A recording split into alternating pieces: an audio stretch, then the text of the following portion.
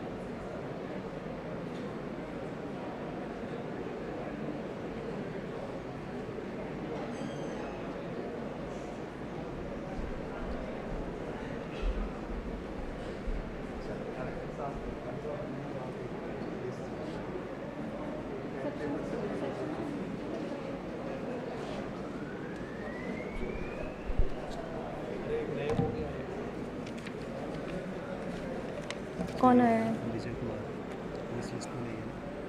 वो मैंने कर दिया, उनका ले लिया मैंने। डायरेक्टर साहब को चाहिए एक लिस्ट, तो वो बोले हैंड से लिख के दे दो। Final list.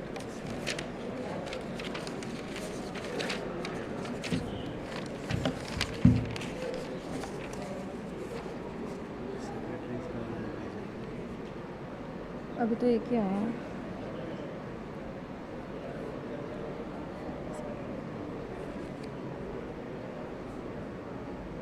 मैडम तो किसी के साथ है। पता नहीं सर, आप ना वहीं पे रहिएगा डायरेक्टर साहब के पास। ये बंद है ना हमारा।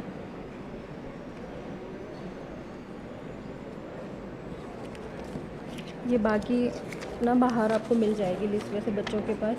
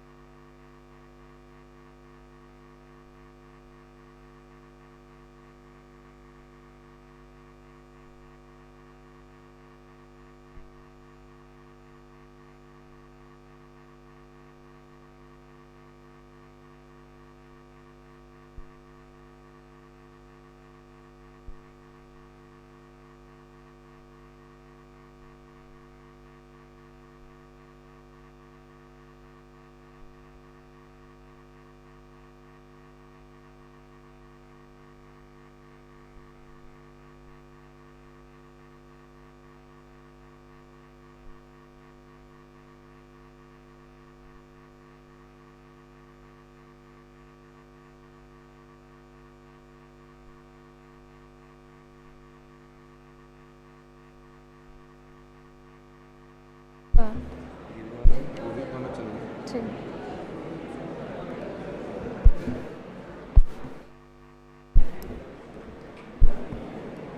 Good morning to all.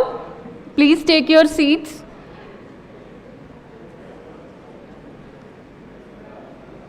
With a huge round of applause, I request all to welcome our guest, Professor Durgesh Panji, Director General, UCAST.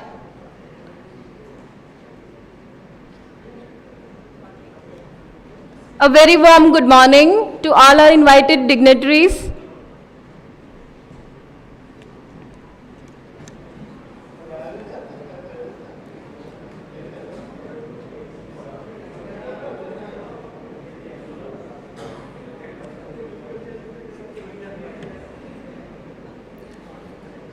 A very warm good morning.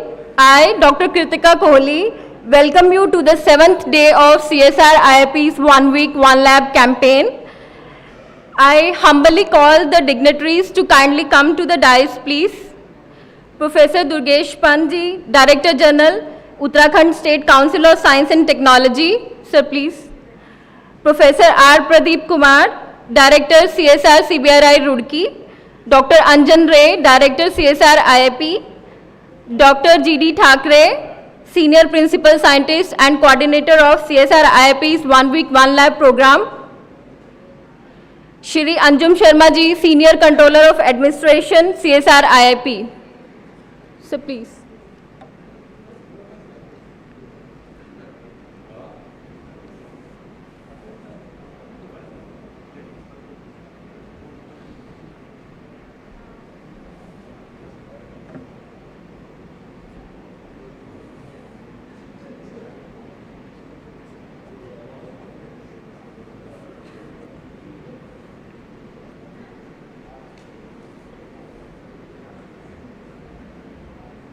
Thank you, sir. I, on behalf of CSIR-IIP family, heartily welcome our guest for graciously and readily accepting our invitation. Thank you so much, sir. First, I would like to give a brief introduction about our guest. Professor R. Pradeep Kumar, Director, CSIR-CBRI-IIP. He did BTech from Varanasi College of Engineering and MTech from IIT Kanpur, PhD from University of Tokyo. He is a structural engineer with 20 plus years of experience in teaching and research. His areas of specialization are nonlinear behavior of structures and earthquake safety assessment of buildings. His notable contributions are establishing Earthquake Engineering Research Center EERC, stated an MTech program in Computer-Aided Structural Engineering CASE, and National Report on Earthquake Disaster Risk Indexing of Cities and Various Towns. He had passionate contribution toward universal human values in academic institutions. And he is currently a BIS panel member of IS 456 and IS 1343, Earthquake Engineering Sectional Committee, National Building Code and IRC Bridge Standards and Specification Committee. Thank you, sir, for accepting our invitation. Our guest of honor, Professor Durgesh Panji. He is the Director General, Uttarakhand State Council of Science and Technology, UCAST. He has over 30 years of teaching and research experience. Professor Pant has held the post of Director at the Uttarakhand Space Application Center and Uttarakhand Science Education and Research Center, USERC. He is known to be a very proactive person on issues concerning the state and in particular the issues related to science and technology. He has very good experience of working in the Department of Science and Technology and is also considered to be among the leading scientists in the state of computer science. He is also credited with establishing the Department of Computer Science in Kumaon University, Nainital. Thank you so much, sir, for accepting our invitation and gracing our occasion. I request our own respected director, Dr. Anjan Ray, to kindly welcome our guest by presenting a plant sampling and an Angavastra, please.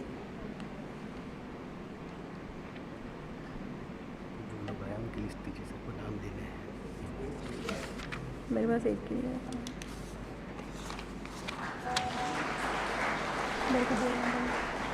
मेरे को ठीक Professor Durgesh Panji, Director UCAS.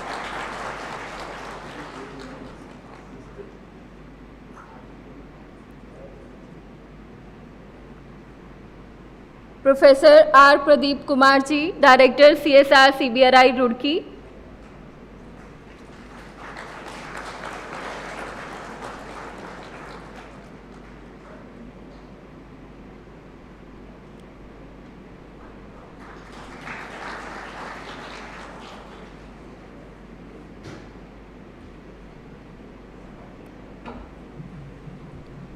Thank you, sir.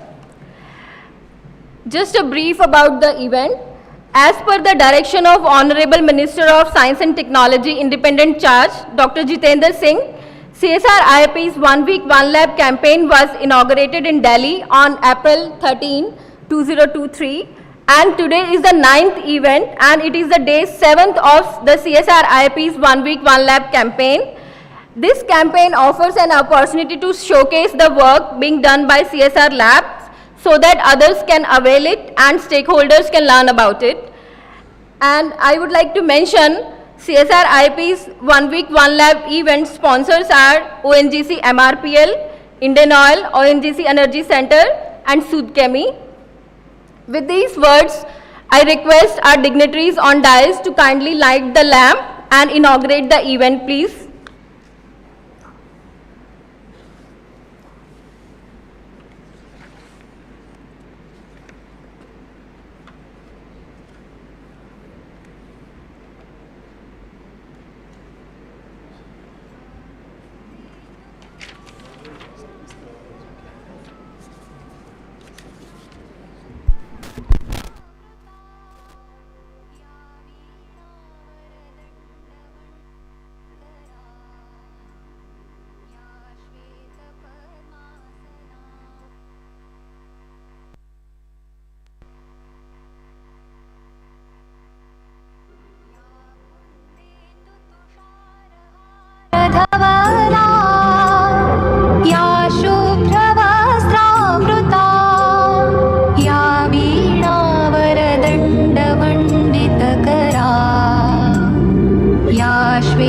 Padmasana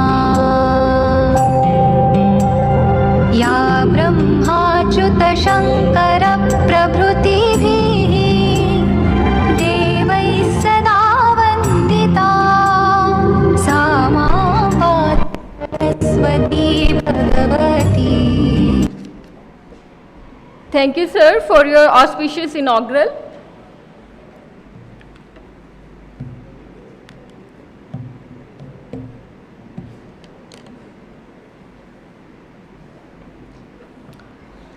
Friends and my CSIR-IIP family, we are highly honored that secretaries, Government of Uttarakhand and the director and director generals, vice chancellors of various research institutions and universities are amongst us today. Secretaries, Government of Uttarakhand, Shri Vijay Kumar Ji, 2012 IAS officer of Uttarakhand cadre.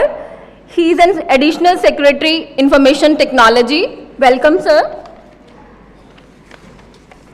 Heads of the various research institutions and universities, Dr. Sudhir Kumar Ji, Director, National Institute of Hydrology, Roorkee. Dr. M.K. Gupta, Director, Center Pulp and Paper Research Institute. Mr. Gautam Dikshit, Group General Manager, ONGC, KDMIP. Welcome, sir. Dr. Kalachand Sen, Director, Wadia Institute of Geology. Welcome, sir.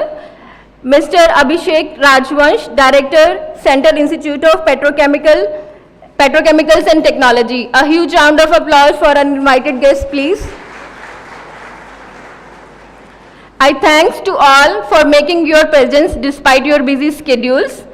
Now, I request our Director, Dr. Anjan Ray, to provide his introductory remark.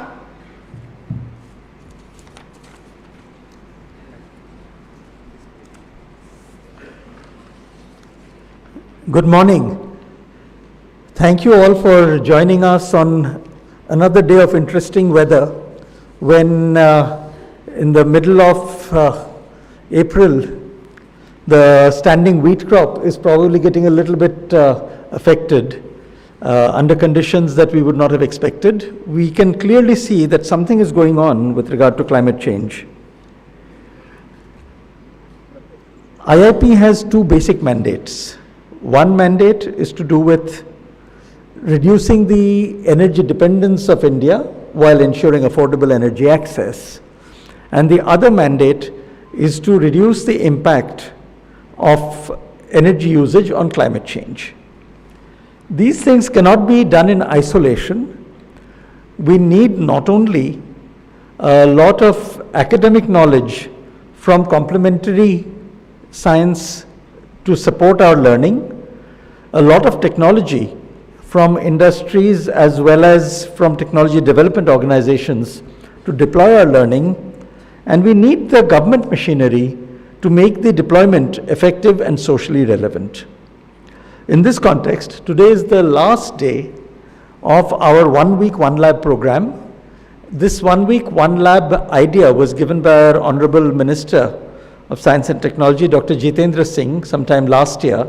And we are the 10th or 11th lab out of 37 CSIR labs to be holding this event. During the week, we have had a number of interesting sessions and events, which probably we will summarize later in the afternoon.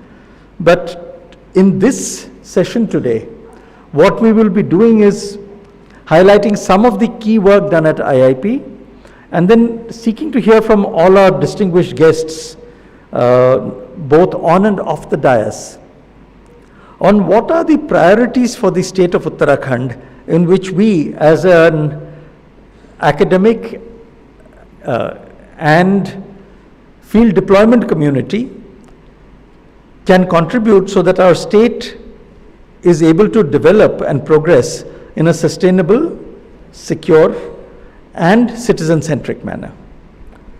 With that very brief introduction, let me hand it back to Dr. Kirtika Kohli to continue the proceedings.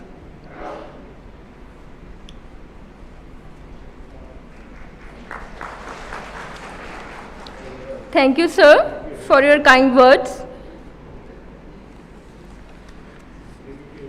Now, coming to today's program agenda, in the first half, before the tea break, we had a session that is a meeting with Uttarakhand state government leadership and our directors of different institutions, where you will be listening to the areas in which CSIR-IIP is doing R&D.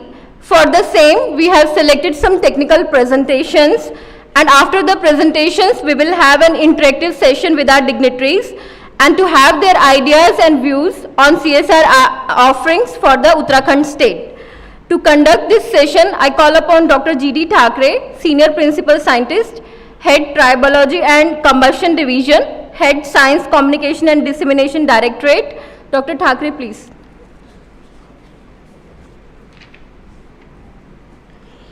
Thank you, Dr. Kritika. Good morning, all of you. Before we proceed to this session, may I request all the dignitaries on dais to kindly occupy the front row, please.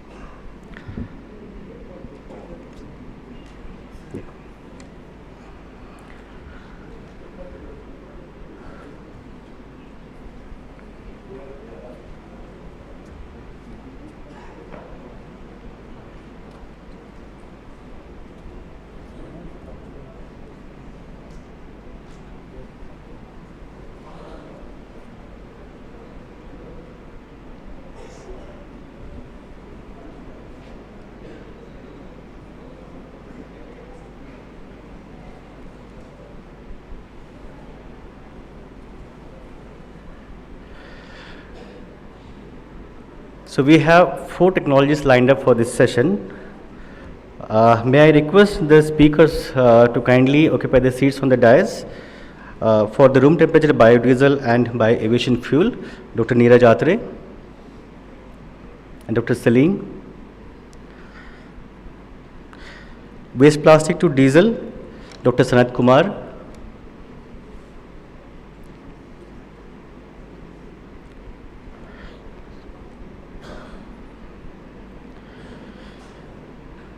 Energy efficient technologies for the state of Uttarakhand, Shri Pankaj Arya. And the advanced adsorption technology for on-site production of medical grade oxygen and upgradation of raw biogas to pipeline quality biomethane, Dr. Sumin Dasgupta.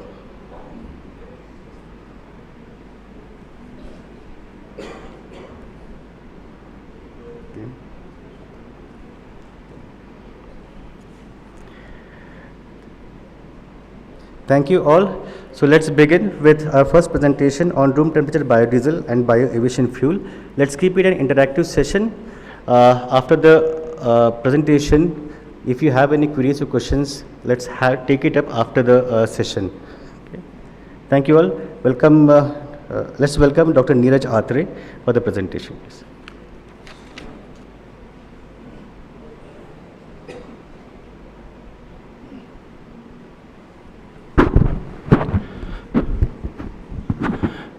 Good morning to all distinguished guests and all CSR family members.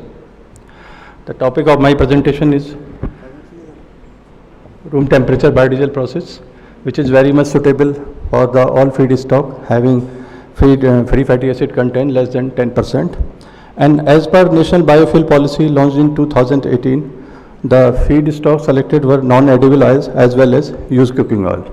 So CSIR-IIP has developed a process and for which the patent has been granted in May 2018, and we have already set up such type of unit at CBDA Chhattisgarh Raipur. And the major feature of this process is it is suitable for any feedstock, mainly non-edible oil and UCO, because both contain triglycerides. And in this process, this is a very unique process. The trans-esterification is carried out at room temperature without any form of heating or stirring. So very minimum energy input is required, only mild stirring is required less than 5 minutes. And the biodiesel which we get after purification will be as per the specification 15607 2022. And as such, after the completion of the reaction, the crude biodiesel can be used as such for gensets, tractors and agriculture equipments. Next slide, please. This one. Sure. And we can see in this slide that this type of unit has been already installed at CBD Raipur, and similar type of unit we are going to set up at 4 to 5 places by October 2023. Probably next month we are going to set up same type of unit in Kashipur, Udham Singh Nagar, Uttarakhand region. And for Parliament or Sansad Bhavan, already we got the approval of a fast track commercialization project around 65 lakhs, and that will be commissioned till October 2023 after monsoon session. And this unit is basically, this type of unit is basically operational for small scale operations. Means it's a capacity, this unit has capacity of 50 liter per batch. Means you can get 3 to 4 runs in a day. So 1 barrel per day production will be there, and if 4 batch can be run, it will be 200 liter per day. And if similar type of 50,000 unit can be installed overall India, it will be comparable for the 1 petroleum unit like Mathura refinery. And it will not only will complete the demand of agriculture or all those things, it will also generate the employment, especially rural employment, because tree-borne seed oil can be generated anywhere in India. And recently we have identified few lands at Kashipur and Lucknow region, 3 acres at Kashipur and 1 acre at Lucknow region for a short gestation crop we have identified. These are different feedstock we have tried at IIP, and few of them are already in Uttarakhand region available, and they contains very high oil contents, around 45 to 50%. Besides this, we have launched this RUCO, repurpose used cooking oil mission, which was launched in Uttarakhand region with the help of our local aggregator NGO, SDC Foundation. And right now we are already collected around 16,000 liter of used cooking oil. And last year during Char Dham Yatra, we have collected 4,000 liter of used cooking oil. And this used cooking oil we are getting at the price of 35 rupees. So we are getting biodiesel at the cost of only 55 to 60 rupees. However, the government of India, MOPNG, has announced the price of UCO biodiesel around 106 rupees 80 paisa. So it is win-win situation for all the manufacturing of biodiesel, basically focusing on the biodiesel from used cooking oil.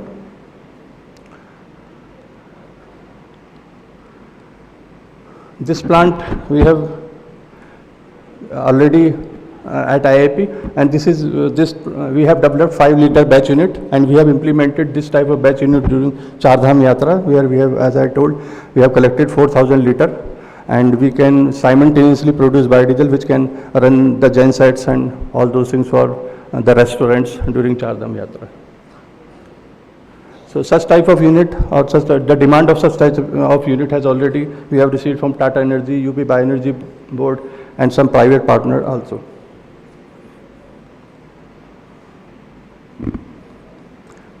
This is the slides for related to the agronomy.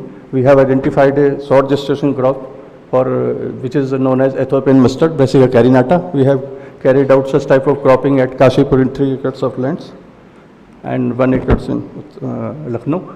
And we are already actually harvested this crop last 15 days back in Kashipur, and we got around 1500 kg of seeds. So it contains around 40% oil, so we can get 6 to 8 tons of oil from this feedstock.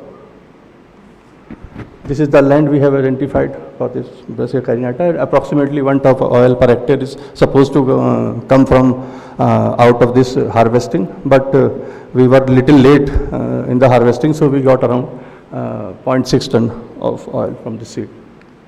So this is the last year progress we have done.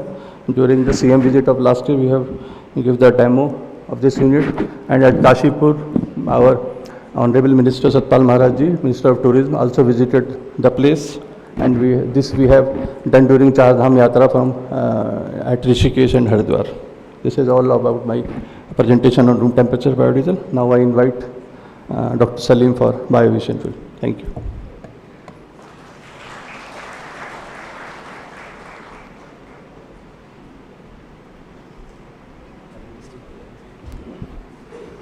Thank you, sir.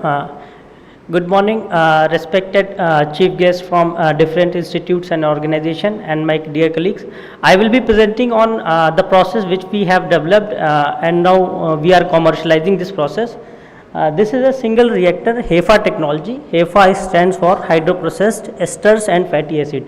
Esters and fatty acid is basically oils and fats.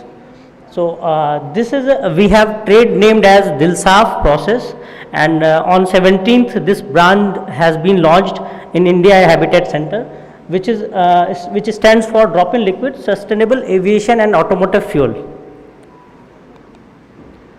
So coming to why we required such kind of process, you can see that our aeroplanes and fighter jets and many aircrafts are running on Jet A1 or Jet A. So these fuels are to be replaced by sustainable aviation fuel in near future, because there is a organization called CORSIA which is going to implement in a phased manner. They are going to increase the blending ratio of sustainable aviation fuel in Jet A1 increasingly from 1%, and they are going to fully replace by 2070 with SAF. So by 2070 we are expecting that we will be no longer using Jet A or Jet A1, rather we will be using sustainable aviation fuel. So you can see the demand of sustainable aviation fuel is going to be around 500 million barrels.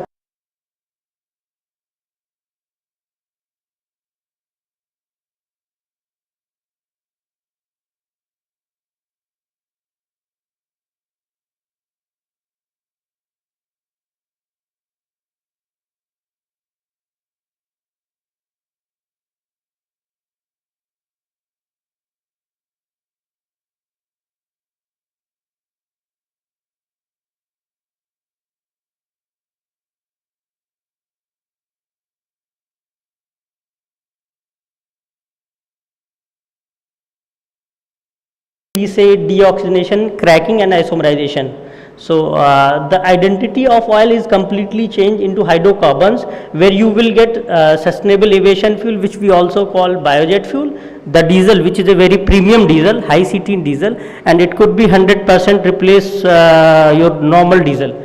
And the other components are hydrocarbon, which is a green LPG, as well as naphtha, which could be reformed to make a gasoline. So this is a patented process. We have got a patent, and it also address the climate change, sustainable development goal, and affordable and clean energy. That is 7 number SDG. So the highlight of this process is that the SAF which we produce at IIP contains aromatics, which is a beneficial, and it has a potential to go even beyond 50% approval. Right now globally only 7 processes is approved, and 1 HEFA process is approved by 2-3 companies. So they don't produce aromatics. That's why there is a limitation that only 50% it can be used. While CSIR-IIP process is very unique in its particular kind because of this aromatics, and which has a potential to go even beyond 50%. So the fuel which we have produced has been flight proven. On you might have heard about the SpiceJet flight which happened on 27 August 2018. And we have also supplied several volumes of fuel to Indian Air Force, and approximately 65 hours of AN-32 aircraft has run on this particular fuel, and we have got 10% approval to use it on all the aircrafts. And the CEMILAC is the approving authority. We have given this particular authorization certificate, and along with EIL we are developing this engineering package so that it is available for commercial implementation. And we are implementing this particular process in Mangalore refinery with the capacity of approximately 20,000 liters per day of sustainable aviation fuel. And one more small unit, a demonstration unit, we are putting in Maharashtra region with 1 ton per day capacity. So we did our techno-economic feasibility study of this particular process, and this is giving positive IRR with even lesser MSEP of SAF compared to other processes. So this is the highlight which we have talked that we use in SpiceJet flight, as well as we use this fuel in both the aircraft, in AN-32 aircraft, and that did the landing at very high altitude at Leh. So this is the plant which we are putting in Mangalore refinery. So approximately it requires very small area, only 100 by 100 square meter of area is required for this plant, and it is very easily integrable with the current refinery. So this is the scheme, like if you take 100 kg of vegetable oil, approximately equal amount of sustainable aviation fuel and diesel is produced, 30%. Even the rest product is also not waste, it is very useful product. Only apart from water, everything is useful. So water is also useful for irrigation purpose. So this is just to give you the view how much amount of capital is required for this particular process. You can see approximately 100 TPD, you need $45 million US, which is coming to 350 crores, and and also 300 crores will be the operating cost, annual operating cost. So right now we have placed the SAF cost at 200 to 250 rupees per kg, which is approximately twice of the current price. But you can see the diesel has been placed at 49 rupees per kg. So if we are giving this diesel at premium rate, the SAF price could be decreased. Moreover, the basic feed price is 116 rupees per kg, and which we are quite sure that it will come down to 30-40 rupees per kg if we have a supply chain for used cooking oil. Thank you. Thank you. Thank you, Dr. Neeraj and Salim. We have next speaker on waste plastic to diesel, Dr. Sanat Kumar. However, I request all the speakers to kindly restrict to your timeline of 5 minutes. Better present the salient features, and later on we can have interactive session for particular technologies.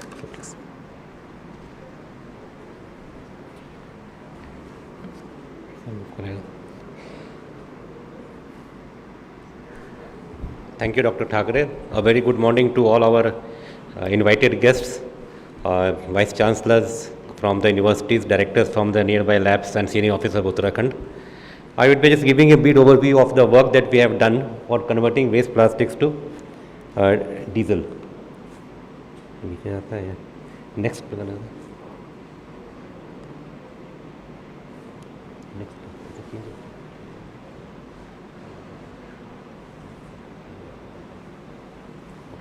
So just to give a brief background, people are aware of all these, that we are generating an enormous amount of waste plastics. It is expected that probably 25 metric tons of waste plastics we are producing every year.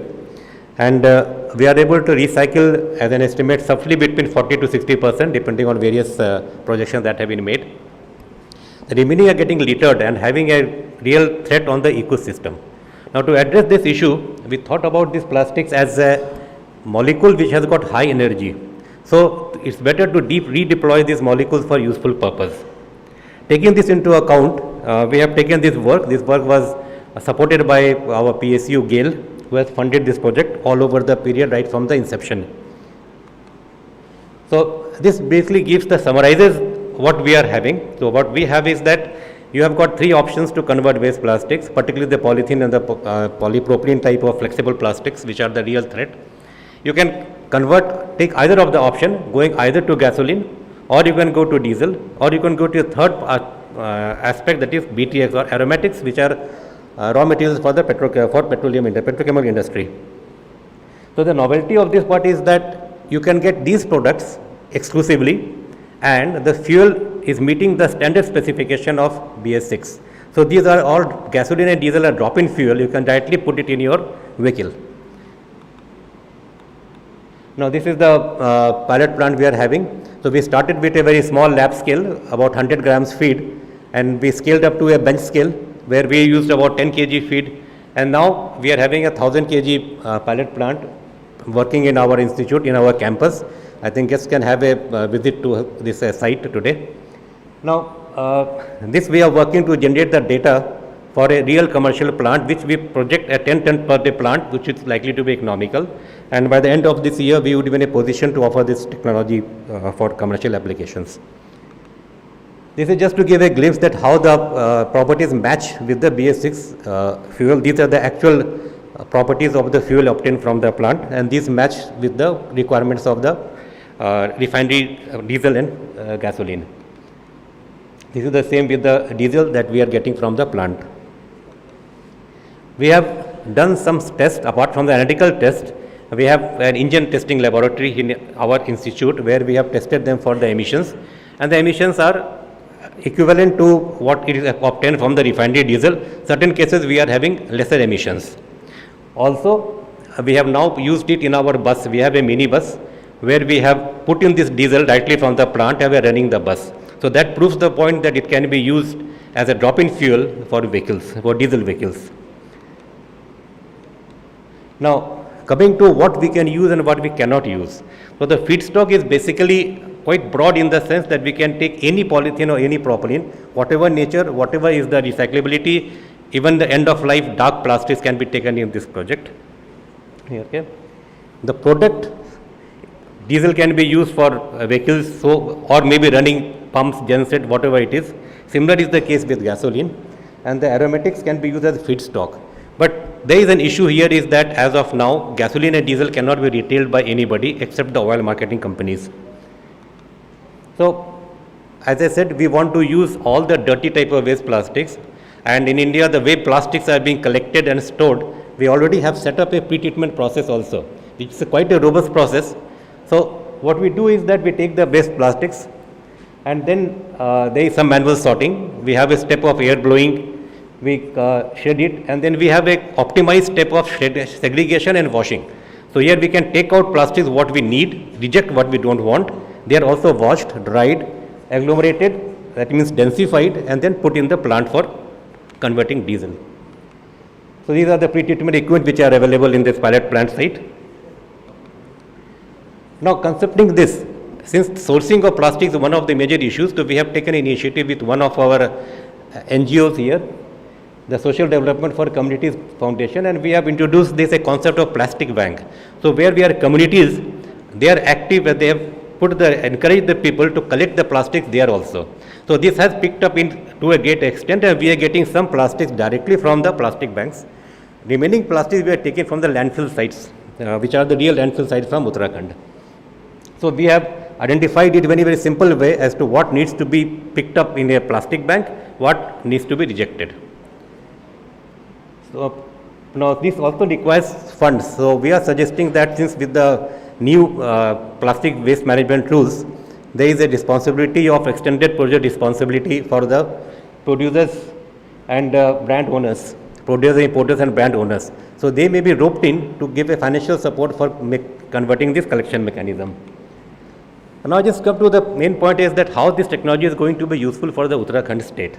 Now if I look at the capacity of, we are probably having 150 tons of waste plastic generated every day in Uttarakhand. Dehradun could be generating around 50 tons of waste plastics. Now, we can put up a big plant, say a 10 tons per day plant somewhere in a central location, and since plastics are quite scattered, we can have the pre-treatment units in a scattered satellite sort of system, which are 1 or 2 capacity. There the plastic can be densified, which reduces the volume by 90%. So we can carry a huge amount of plastics, put it to a central plant, which would be economical at a 10 ton per day capacity, and use the diesel. Now the diesel can in the initial stage can be used by the Uttarakhand government vehicles. So there won't be an issue of the marketing coming up there. So, and the business we are supposing is that since there will be a huge cost upfront, so we can proceed in a way that the Uttarakhand government gives us the land, and we give the technology. There is no upfront cost to anybody. There is a third party who will build, own and operate the plant for Uttarakhand government as a sort of toll manufacturer. So that does not require any upfront cost from either Uttarakhand government or IIP to bear for this plant, and the cost can be recovered by the profit from the owner of the plant. So these are just a brief as to what we require to set up this plant. As you can see, the pre-treatment plants, 2 acres we are telling because we have got a lot of plastic scattered there. From there we can have these agglomerated plastics, and they can shift it to the main plant, which can be located anywhere which is suitable location. This can also employ a good manpower. So I would like to conclude with this is that this technology that we have developed, which is now maturing, can easily be utilized for Uttarakhand state. It can be set up in a decentralized manner with the landfill sites in the surrounding regions providing the feedstock.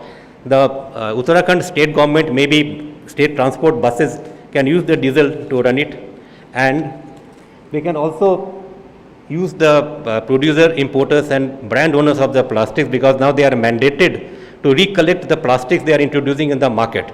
So that can be a good option to incorporate them in our system and develop this technology and deploy it in Uttarakhand. Thank you. Thank you. Thank you, Dr. Sanath. We will be having question and answers after the session. Okay. Next, may I call on to Shri Pankaj Arya for energy efficient technologies for the state of Uttarakhand.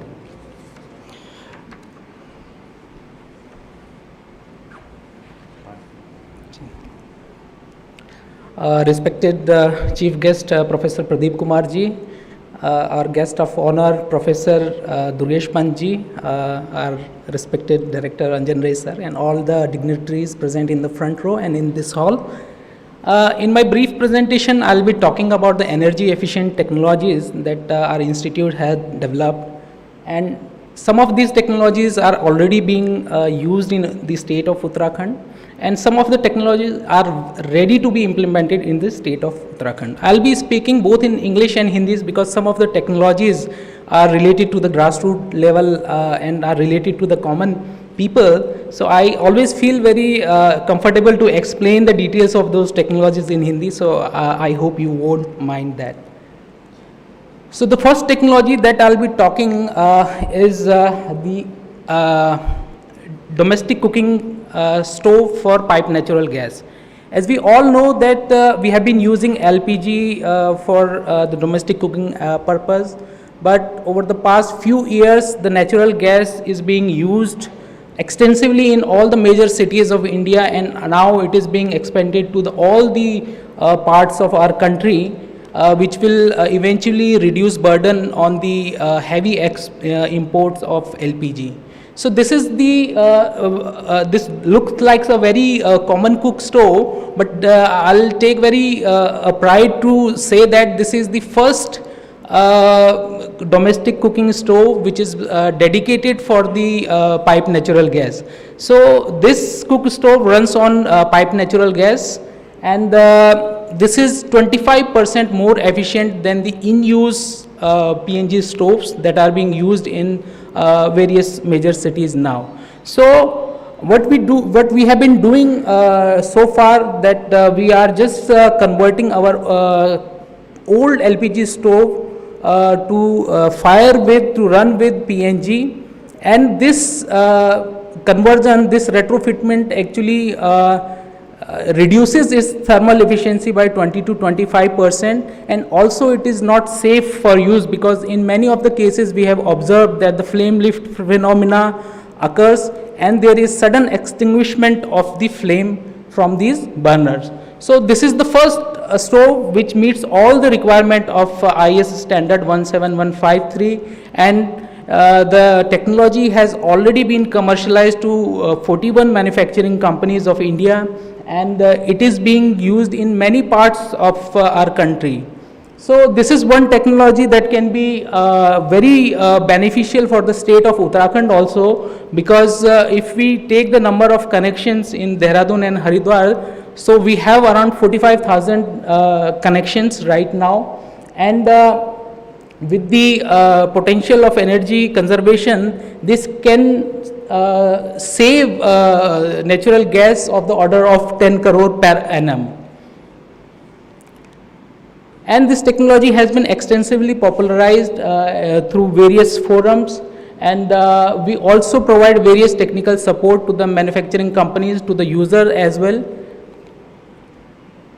The second technology that I'll be talking about is the energy efficient jaggery making plant. We know that this is the northern part and sugarcane cultivation is very prominent in this region. So all these small jaggery making plants were used to be very polluting units, and many of these units were closed down because they were making a lot of pollution. So CSIR-IIP took an initiative and developed an energy efficient and clean jaggery making unit, and this jaggery making unit has already been implemented in more than 60 places so far. And these units are less fuel consuming, around 25% less fuel is used in these plants, and also the daily production capacities of the plant has given a 15% increment.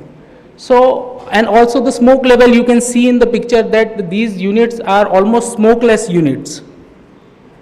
So we have, as I mentioned, that we have already implemented these units in more than 60 places. And in the Uttarakhand, we know that Haridwar and Udham Singh Nagar are the two aspirational districts, and these units are already implemented in the Haridwar region, and we are also taking these units to the Udham Singh Nagar district.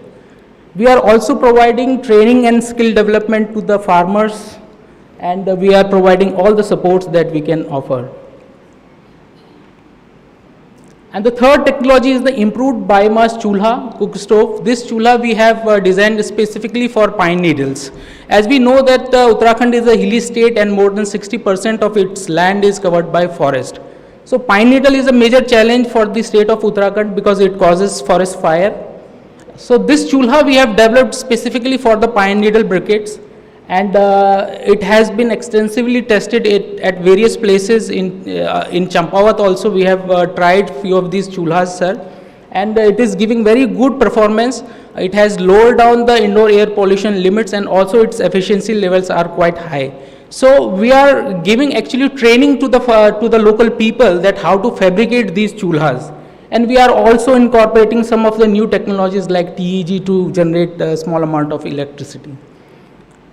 And last but not the least, the Adarsh Champawat. This is a very good initiative of the state government of Uttarakhand, and we are a part of this initiative. And yesterday, day before yesterday only, we had a Gram Panchayat at Champawat, and it was a very successful event. We are offering some of our important technologies that can be implemented in Champawat, and we are already receiving very good response from the local people. Professor Durgar Pantish ji is here, so I think he will be talking about this initiative. So all our products like our biomass chulha, our room temperature biodiesel unit, and also our other labs are also helping, like CSIR-IIP people are here. So with this, we are in a collective mode implementing all of our technology in the district of Champawat, and I hope that this initiative will really be a boon for the state government. So with this, I'll end my presentation. I'll be happy to take questions if any. Thank you, sir. Thank you, Pankaj. Now the last speaker, Dr. Somen Dasgupta.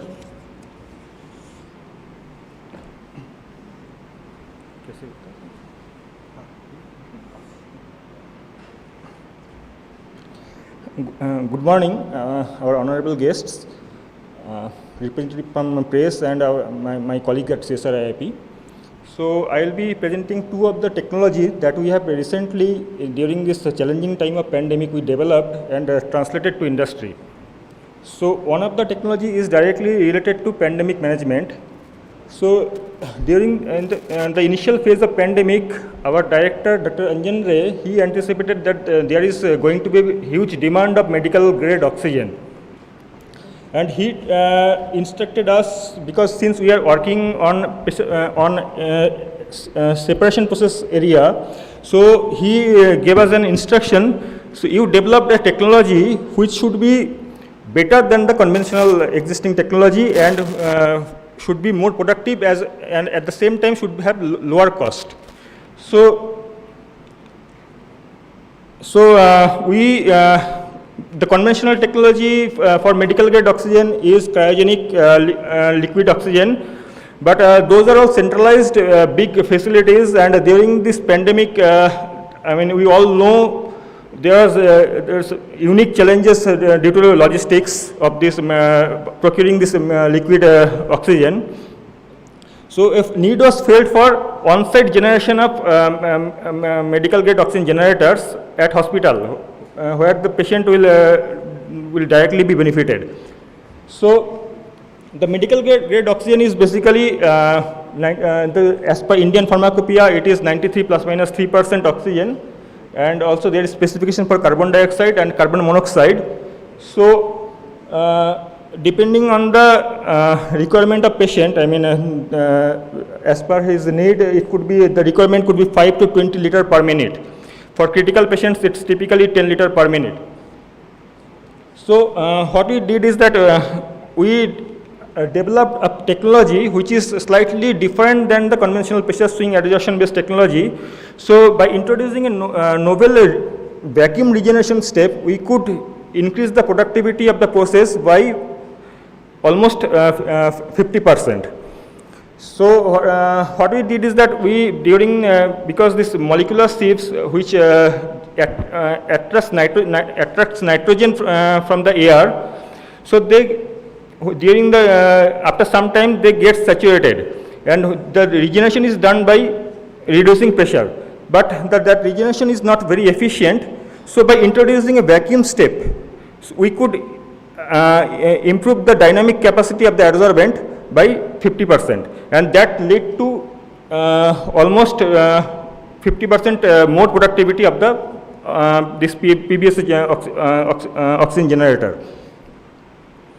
So very quickly, within a year, almost within a year, we could develop this technology from bench scale to pilot testing, then actual testing at a hospital site at Pune with the help of our sister laboratory NCL Pune, and then very quickly through our we identified our MSME partners who could fabricate these plants at 500 liter per minute to 1000 liter per minute scale.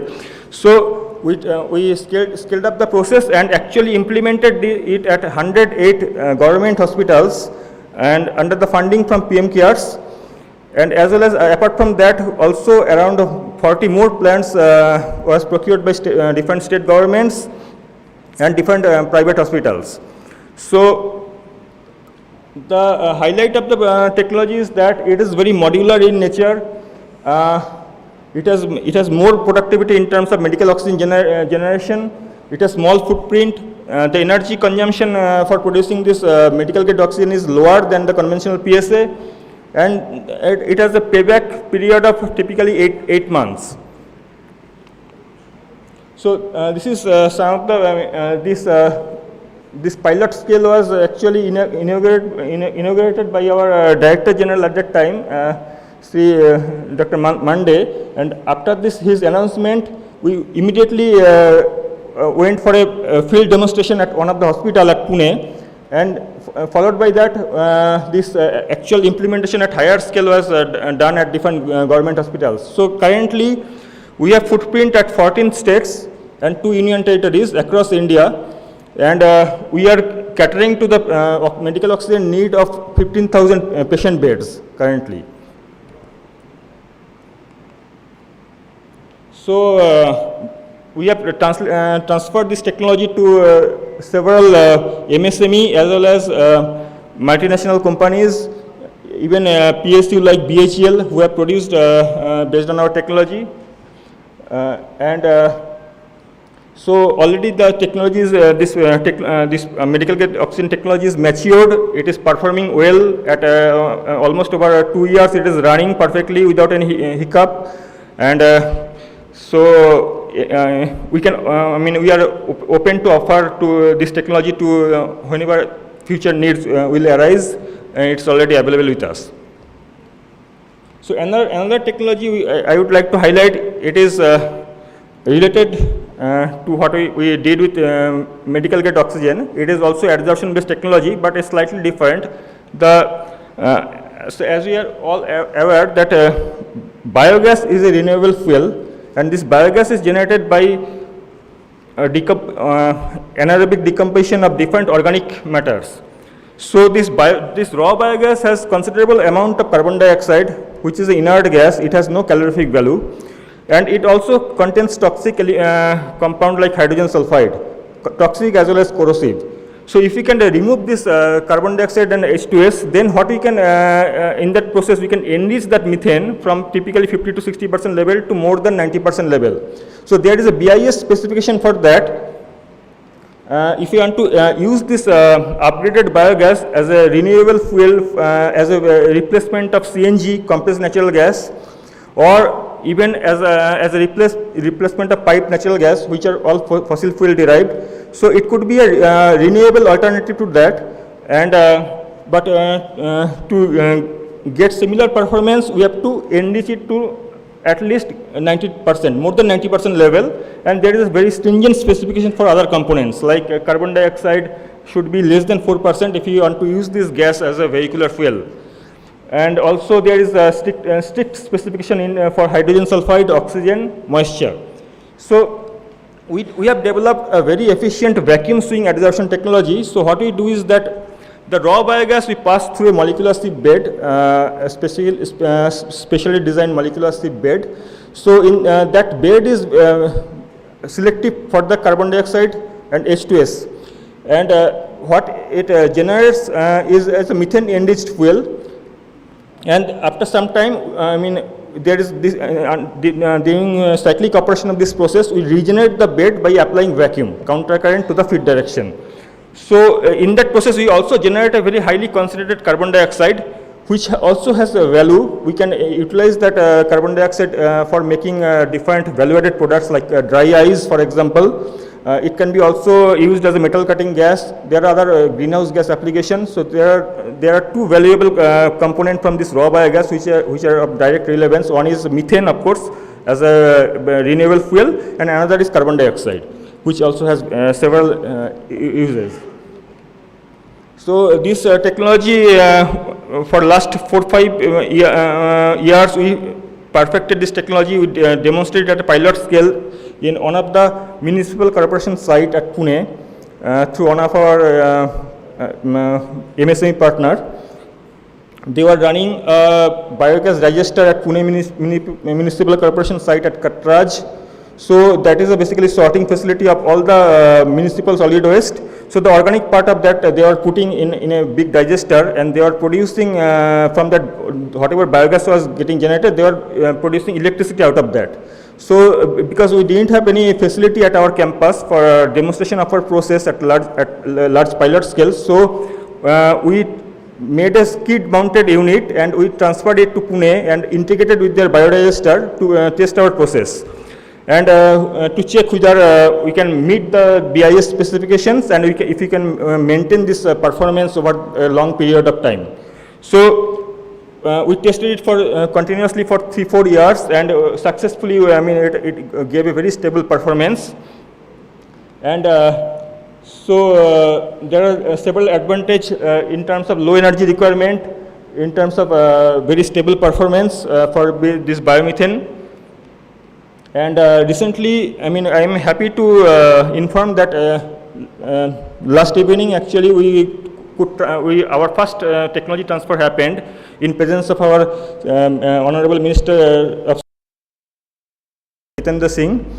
So we transferred this technology to one of the company who will be now putting a 2 tons per day CBG facility at Rudrapur. So the work is going on. So the business model we have is that we are charging a nominal one-time license fee as well as a productivity linked running royalty. So there are a lot of business interest, and because CBG is coming in a big way in India, if we can cater to the whatever available organic waste present in India, if we can use it in the form of CBG, so we can reduce our natural gas import by almost 50%. So this is the target, and we are at the initial stage of that. Thank you, sir, for your kind attention.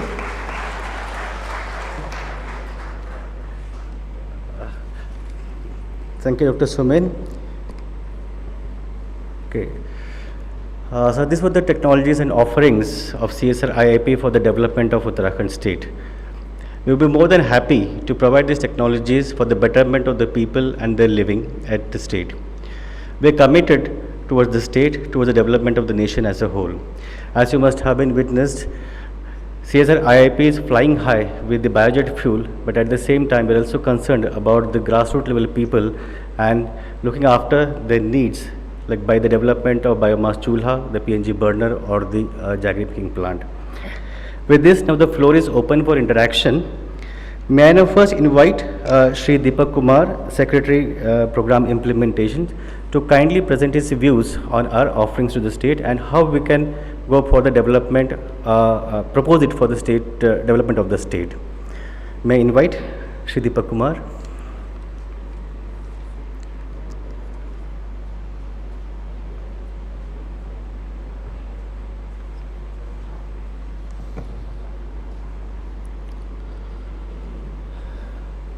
आज के इस कार्यक्रम के मुख्य अतिथि एवं हमारे विशिष्ट अतिथि, हमारे पुराने मित्र, यूकॉस्ट के महानिदेशक डॉक्टर दुर्गेश पंत, जिन्होंने कि मेरे साथ करीब 7-8 साल पहले बहुत अच्छा कार्य करके उत्तराखंड स्पेस एप्लीकेशन सेंटर को, उत्तराखंड में कोई जानता नहीं था, उसको जो है ऊंचाइयों तक पहुंचाया। हमारे शासन से यहाँ पे उपस्थित अपर सचिव साइंस एंड टेक्नोलॉजी विजय जोगदंडे और यहाँ पे जो भारत सरकार के एमिनेंट इंस्टीट्यूट हैं उसके जितने भी यहाँ पे निदेशक महोदय हैं, आईआईपी के निदेशक डॉक्टर अंजन रे, मैं बाकी के नाम तो नहीं जानता हूँ क्योंकि मैं प्रिपेयर करके नहीं आया था कि मुझे कुछ बोलना है, लेकिन जो मुझे पता लगा है अभी यहाँ पे वाडिया इंस्टीट्यूट के निदेशक बैठे हुए हैं, यहाँ पे NIH रुड़की से परहैप्स उनके भी निदेशक बैठे हैं क्योंकि मेरा 1-to-1 परिचय अभी उनसे नहीं है। और यहाँ पे अभी जिस दौरान प्रेजेंटेशन चल रहा था, मेरा 1-to-1 इंटरेक्शन हो रहा था आईआईपी के निदेशक महोदय से कि हम किस तरह से जो यहाँ पे प्रेजेंटेशन का तो एक ट्रेलर आपने देखा, इस ट्रेलर को हम पिक्चर में कैसे कन्वर्ट कर सकते हैं, उसकी एक बहुत अच्छी भूमिका यहाँ पे जिसको बोलते हैं बेस यहाँ पे इस्टेब्लिश किया गया है। और मैं चाहूँगा यहाँ पे जो हमारे सरकारी अधिकारी कर्मचारी हैं उसको हम गवर्नमेंट तक कैसे इस चीज़ को पहुँचाएँ। I am sure that Vijay Jogdande, he was Municipal Commissioner of Dehradun also and he was DM Pauri recently और काफ़ी एंथुजियास्टिक और यंग ऑफिसर हैं जो कि इस तरह की चीज़ों को आगे बढ़ाने में सहयोग कर सकते हैं। तो मैं रिक्वेस्ट करूंगा उनसे कि जब भी कभी इस तरह का मौका आए, जैसे कमेटी ऑफ सेक्रेटरीज़ में आप आ जाते हैं कभी कभी, तो वहाँ पे इस व्यू को अगर परकोलेट किया जाए तो शायद गवर्नमेंट इस पे अच्छी तरह से विचार कर सकती है। और क्योंकि ये जितनी भी योजनाएं यहाँ पे बताई गई हैं, प्रदर्शित की गई हैं, जैसे कि एक हमारा कंसेप्ट जिसको डॉक्टर दुर्गेश आगे ले जा रहे हैं, चंपावत को आइडियल डिस्ट्रिक्ट बनाने का। एक दफ़े चंपावत आइडियल डिस्ट्रिक्ट बन गया तो हमारे 13 के 13 जिले आइडियल डिस्ट्रिक्ट बन सकते हैं। और 13 ही जिले क्यों, हमारे देश में अगर 650-700 के करीब जिले हैं तो एक उत्तराखंड एक मॉडल बन सकता है पूरे हिंदुस्तान के लिए, पूरे भारतवर्ष के लिए, जहाँ पे कि हर स्टेट हमको कॉपी करेगा, हमें किसी को कॉपी करने की आवश्यकता नहीं होगी, क्योंकि हमारे पास भारत सरकार के यहाँ पे सबसे बड़े बड़े इंस्टीट्यूट देहरादून में ही हैं। और ये आज से नहीं है, मुझे लग रहा है कुछ इंस्टीट्यूट तो शायद स्वतंत्रता प्राप्ति से पहले के भी होंगे जिनका नाम यहाँ पे कन्वर्ट हो गया होगा भारतवर्ष बनने के बाद, इंडिपेंडेंट होने के बाद। तो मैं इस जो ये 1 वीक 1 लैब वाला प्रोग्राम है उसके लिए एक दफ़े पुनः आप सभी लोगों को बधाई देता हूँ और आप लोगों का धन्यवाद अदा करता हूँ कि आपने मुझे यहाँ पे अपने विचार व्यक्त करने का मौका दिया। धन्यवाद। धन्यवाद आदरणीय। नाउ मैं call upon Shri Rajendra Kumar, secretary industrial development, government of Uttarakhand, for his views please.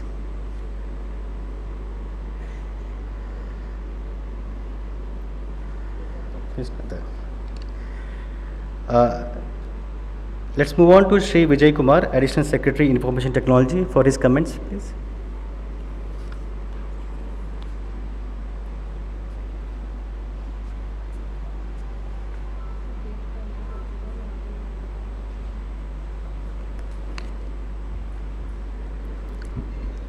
CSIR-IIP के कैंपस में आयोजित आज के इस कार्यक्रम में उपस्थित चीफ गेस्ट श्री दुर्गेश पंत जी, साथ में doctor Anjan Ray and Shri Anjum Sharma ji, senior COA CSIR-IIP, and along with this respected secretary Deepak Kumar ji from Govt of Uttarakhand and all the dignitaries present on the dais and off the dais. This is a very useful opportunity for me because being part of the government, it gives me an opportunity to present my views on the presentations which were scheduled in the morning today. And certain presentations were of my interest area also. एक उदाहरण से शुरू करना चाहूँगा. ये 2019 की बात है और कोविड जब शुरू हुआ था तो आप सबने देखा होगा कि एक छोटा सा इनिशिएटिव के तरफ सब लोग का ध्यान आकर्षित किया जा रहा था कि एक ऐसे टनल बनाई जाएगी, टनल के अंदर से एक स्प्रे आएगा और आप उस टनल को पास करोगे और आप कोविड फ्री हो जाओगे. And this initiative was costing around 10 lakh rupees पर गेट पर टनल. और बहुत सारे लोग इस इनिशिएटिव को लेकर डिस्ट्रिक्ट्स में आ रहे थे. I was district magistrate Pithoragarh that time. तो मेरे पास भी आया था इस सजेशंस को लेकर. तो मेरे मन में एक सवाल आया. Being a doctor I was curious to know what happens to the bacteria on the और the virus on the surface of the skin. वो इसको किल कर देगा ये tunnel. What happens to the virus which is inside the body. I think that won't be useful. तो मैंने उनसे जब सवाल पूछा उनसे कि आपका इनिशिएटिव तो बॉडी के ऊपर काम कर रहा है, बॉडी के अंदर क्या हो रहा है, and there was no answer for that question. तो मेरा सवाल यही हमेशा रहा कि जो हम सजेस्ट कर रहे हैं, जो प्रोजेक्ट कर रहे हैं, उसका प्रैक्टिकल एप्लीकेशंस की ओर हम कितना सजगता से देख रहे हैं. How much we are involve in the utilization of the project और the science which is been proposed. आज की इस प्रेजेंटेशन में जो मुझे बहुत इंटरेस्टिंग दो प्रोजेक्ट्स मुझे बहुत अच्छे लगे. One was regarding waste plastic to diesel. While in Pithoragarh, this is very unique to all districts also, that all the districts collected plastic from all the Nagar Palikas, Nagar Nigams, and they tried to collect it and tried to transport it to some the plant which will process that plastic. There was no plant available in the state to process that plastic. A remote district like Uttarakhad was able to collect more than 20 tons of plastic, segregated, cleaned and in a compacted form. We tried to supply it to some industrial unit which can make use of that. लेकिन उसको utilise करने की क्षमता शायद किसी भी plant में नहीं था. तो मुझे लगता है कि इसको डेवलप करने की जरूरत है. This things has to be scaled up. और एक उदाहरण की ओर मैं आपको मतलब लेकर जाना चाहता हूँ. उदाहरण मेरे पास बहुत हैं. Being part of this administrative wings, एक छोटा सा उदाहरण है और बहुत ही उसका इम्पैक्ट बहुत बड़ा है. अगर उसके ऊपर काम किया जाए तो बहुत फ़ायदा मिल सकता है सभी को. सॉलिड वेस्ट मैनेजमेंट के ऊपर हम जब काम करते हैं तो सॉलिड वेस्ट जो होता है उसमें अगर हम 100 टन्स अगर कलेक्ट करते हैं तो 100 टन्स में से लगभग 15 टन्स का उसमें मॉइस्चर होता है. उसके बाद में उसमें अराउंड 20-25 टन्स तक का कंपोस्टेबल कंपोनेंट होता है. एंड रिमेनिंग कंपोनेंट जो होती है उसको कहते हैं RDF, refuse derive fuel. And this RDF जिसके नाम में फ्यूल लिखा हुआ है, इसको पूरे देश में यूटिलाइज करने वाली केवल 3 या 4 कंपनीज होंगी. और ये RDF जो है ये आज की तारीख में despite not having any facility around, Dehradun municipal corporation is generating more than 100 tons per day and keeping stored in its premises. तो ये एक अपॉर्चुनिटी है. हमारे पास रॉ मटेरियल अवेलेबल है, हम यूटिलाइज नहीं कर पा रहे हैं. जब ये प्लांट लगाया जाता है तो ये कहा जाता है कि हमारी जो इंडस्ट्रीज है, आपके स्लाइड्स में भी मैंने एक जगह पढ़ा, that paper industries and glass industries will और sugar cane industries can make use of this fuel as this RDF as a fuel in their plant. But जो cost of conversion of technology है वो बहुत high हो जा रही है, and because of which none of the paper industry, none of the cement industry and none of the glass industry is able to utilize this RDF in their combustion mechanisms. तो मुझे लगता है कि हमें टाई अप करना पड़ेगा. We will have to tie up if you want to look at the future, look towards the future. We should make use of available resources, जो मैं raw material बता रहा हूँ उसको, available industries which are already functioning in the state, in the nearby vicinity, and try to develop a solution which is cost effective and scalable. Pauri district में जब हम काम कर रहे थे, हमने 6200 LMP कैपेसिटीज के प्लांट छोटे छोटे अस्पतालों में स्थापित किए. जैसे श्रीनगर मेडिकल कॉलेज में हमने 3000 LMP का प्लांट स्थापित किया, पौड़ी जिला अस्पताल में 1000 LMP का प्लांट स्थापित किया. ये बड़े अस्पताल हो गए. हमने सामुदायिक स्वास्थ्य केंद्र लेवल तक के 4 प्लांट स्थापित किए, सतपुली, कोट, थलीसैन, रिखनीखाल, ऐसे हमने 4 स्थापित किए. मेरा ये सोचना है कि we should try to provide a solution which is cheaper, economical and accessible. तो ज़्यादा बात नहीं कर पाऊंगा क्योंकि आपका जो प्रेजेंटेशंस हैं, I understand that this is a pilot kind of presentation. इसका टाई अप हम कर सकते हैं, इसके गवर्नमेंट के साथ मिलकर इसको पायलट बेसिस पे मॉडल्स के रूप में इसको हम इम्प्लीमेंट करके देख सकते हैं. How much utility we can derive from this project, how much industrial usage can be derive from this projects, and if some financial support is required from the government side, even that can be availed. आप ही के बीच में से कोई entrepreneur के रूप में भी develop कर सकता है, प्लांट एस्टेब्लिश कर सकता है, मॉडल को स्केलेबल बना सकता है.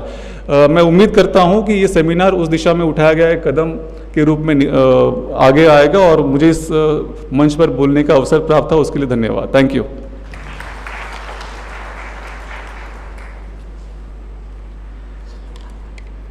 धन्यवाद महोदय आपके विचार व्यक्त करने के लिए, क्योंकि ये सेशन ही इस का मेन ऑब्जेक्टिव ये है, पर्पस है कि जो हमारे पास में टेक्नोलॉजीज़ और प्रौद्योगिकी है वो जन जन तक पहुँचे और उत्तराखंड के डेवलपमेंट में हम सहायक हो.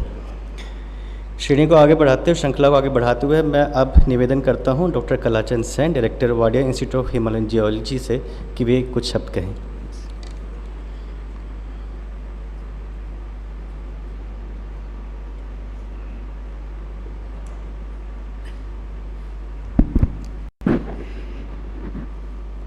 A very good morning. First of all, I thank Dr. Anjan Ray for the invitation, and I am extremely happy to be associated with this 1 week, 1 lab program that is being organized by IIP. All the distinguished panelists, guests, scientists,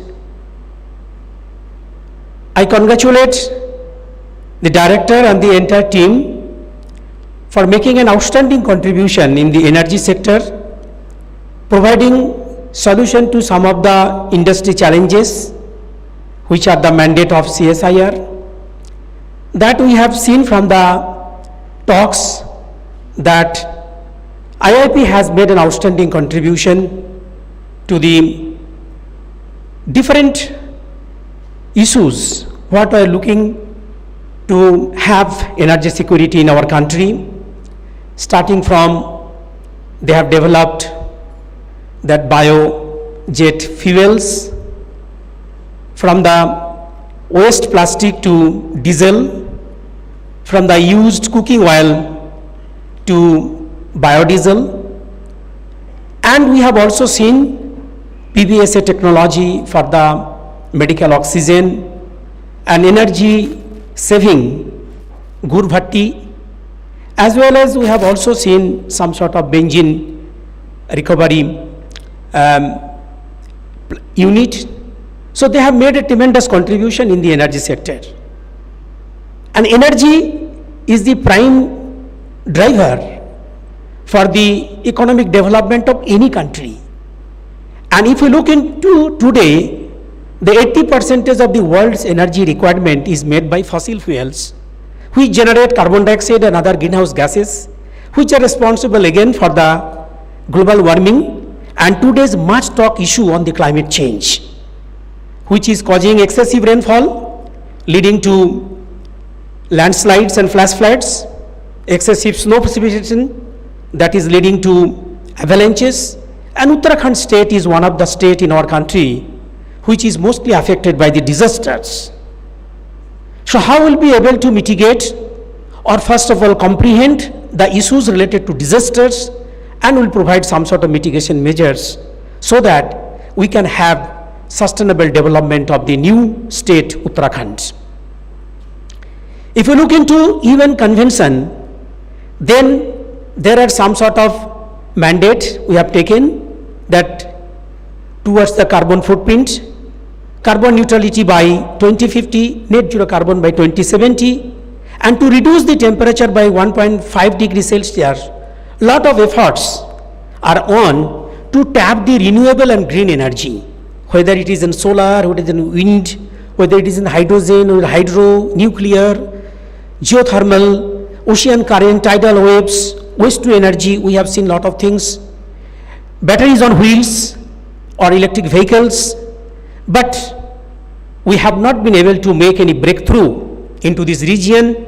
Only 6% we could tap from the hydroelectricity, 5% from the renewable, and 4% from the nuclear energy.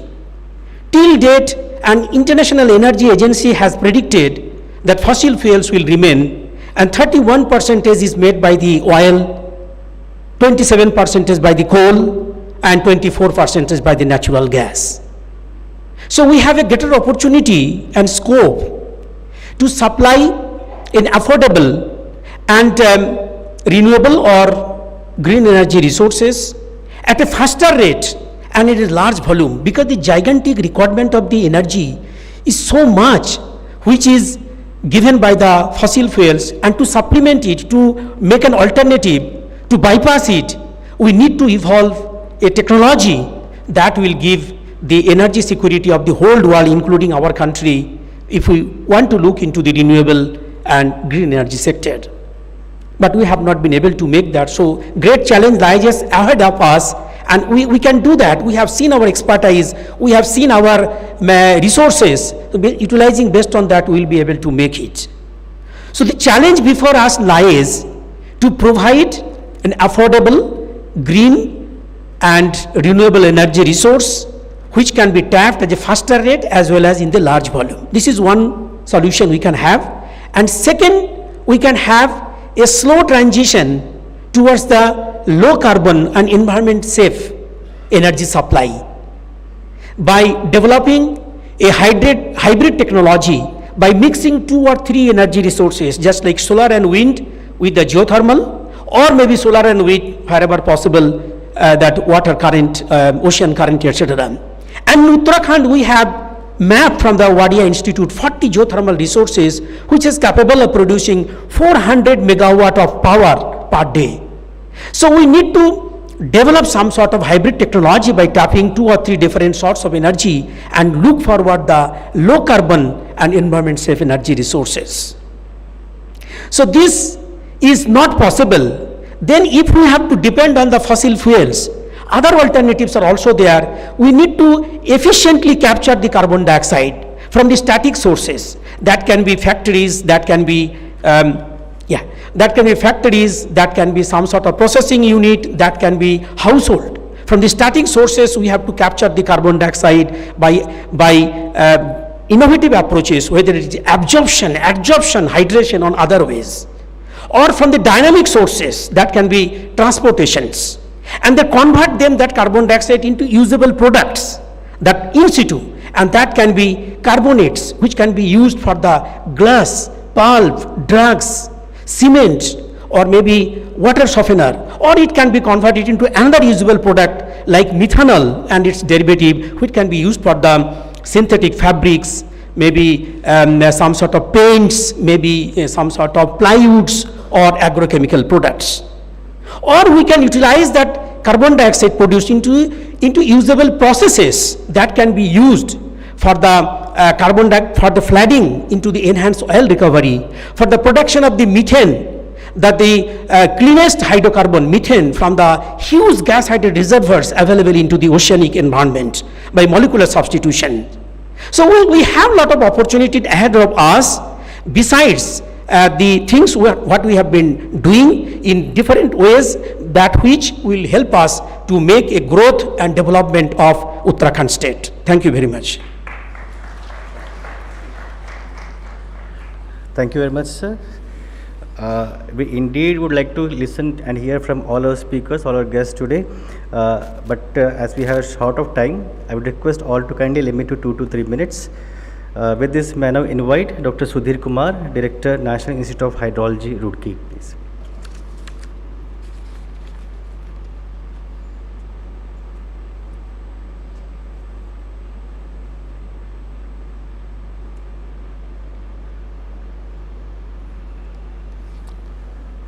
Very good morning to all. सबसे पहले तो मैं अंजन साहब का धन्यवाद करूंगा कि उन्होंने मुझे यहाँ बुलाया और एक बहुत ही अच्छा प्रेजेंटेशन आईआईपी ने किया, जिसमें कि वेस्ट से डीजल बनाना और जो एनर्जी उत्पादन का काम जो इन्होंने किया है, मैं उसके लिए उनको बहुत बहुत बधाई देता हूँ और बहुत ही अच्छा कार्य कर रहे हैं, क्योंकि ये सब्जेक्ट हमारे से बहुत संबंधित नहीं है। पर एक चीज़ बहुत मेरे को इसमें महत्वपूर्ण लगी कि ना केवल हम एनर्जी उत्पादन कर रहे हैं, इसके साथ साथ हम स्वच्छ भारत मिशन के में भी बहुत बड़ा सहयोग देंगे, क्योंकि इतने बड़े बड़े जो सॉलिड वेस्ट डंप हमने क्रिएट किए हैं, वो हम इस माध्यम से उनको भी हम कम कर सकते हैं। आज की डेट में हमारे को waste disposal is becoming a very big problem. तो अगर जब हम प्लास्टिक वेस्ट, जो कि हमारे जो सॉलिड वेस्ट का सबसे मुख्य हिस्सा बन चुका है, अगर जो हम उसको रिड्यूस करके उसको यूज़ कर पाएँ तो हमारे देश के लिए एक बहुत ही उत्तम ये एक सहयोग जो आईआईपी जो जिस तरह से डेवलप कर रहा है वो दे पाएगा।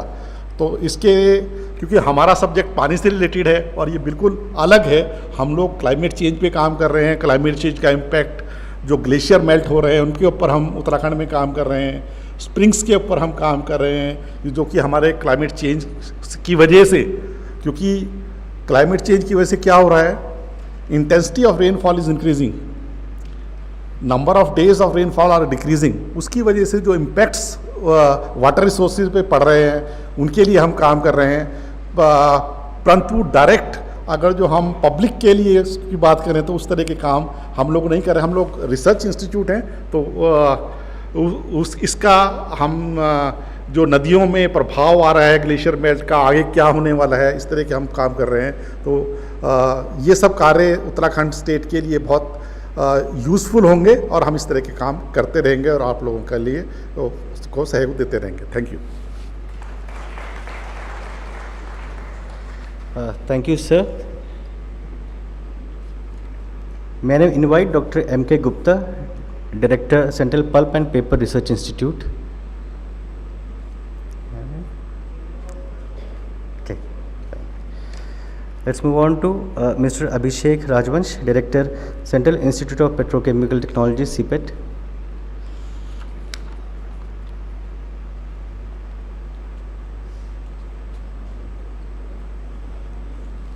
Good morning to all. I am thankful to Director IIP Dr. Anjan Ray sir and his team for inviting me for this occasion and this 1 week 1 lab program of CSIR-IIP where we are there.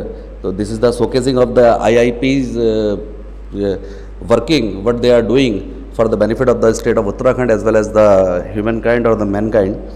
And here present the various distinguished our chief guest and our guest of honor and different eminent scientists from the IIP, from the different directors. I am thankful to you all and giving me the opportunity to say a few words here.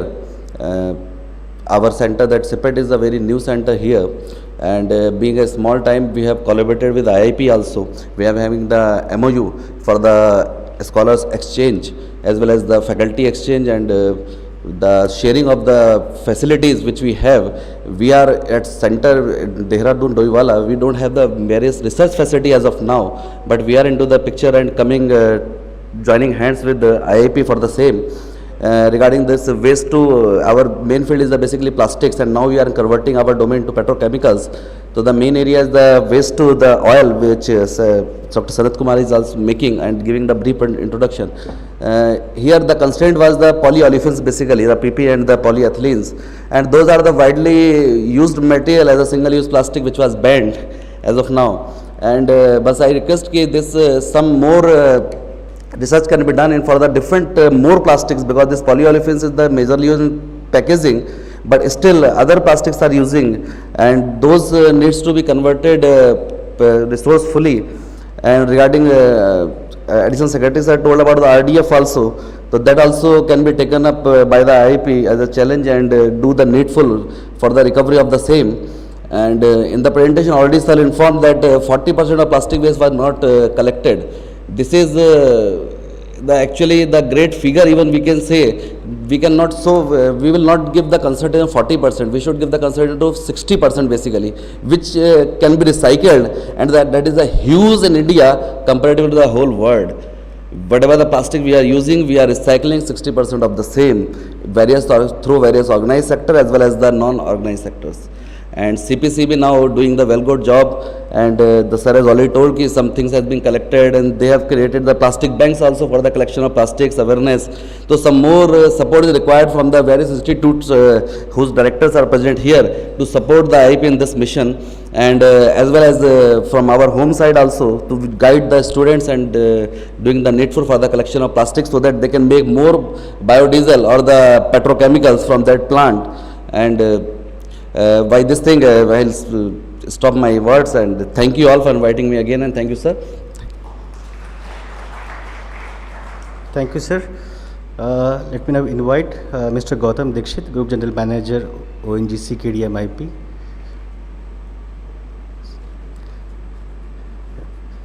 Sir, request you to kindly limit to 2 minutes, please.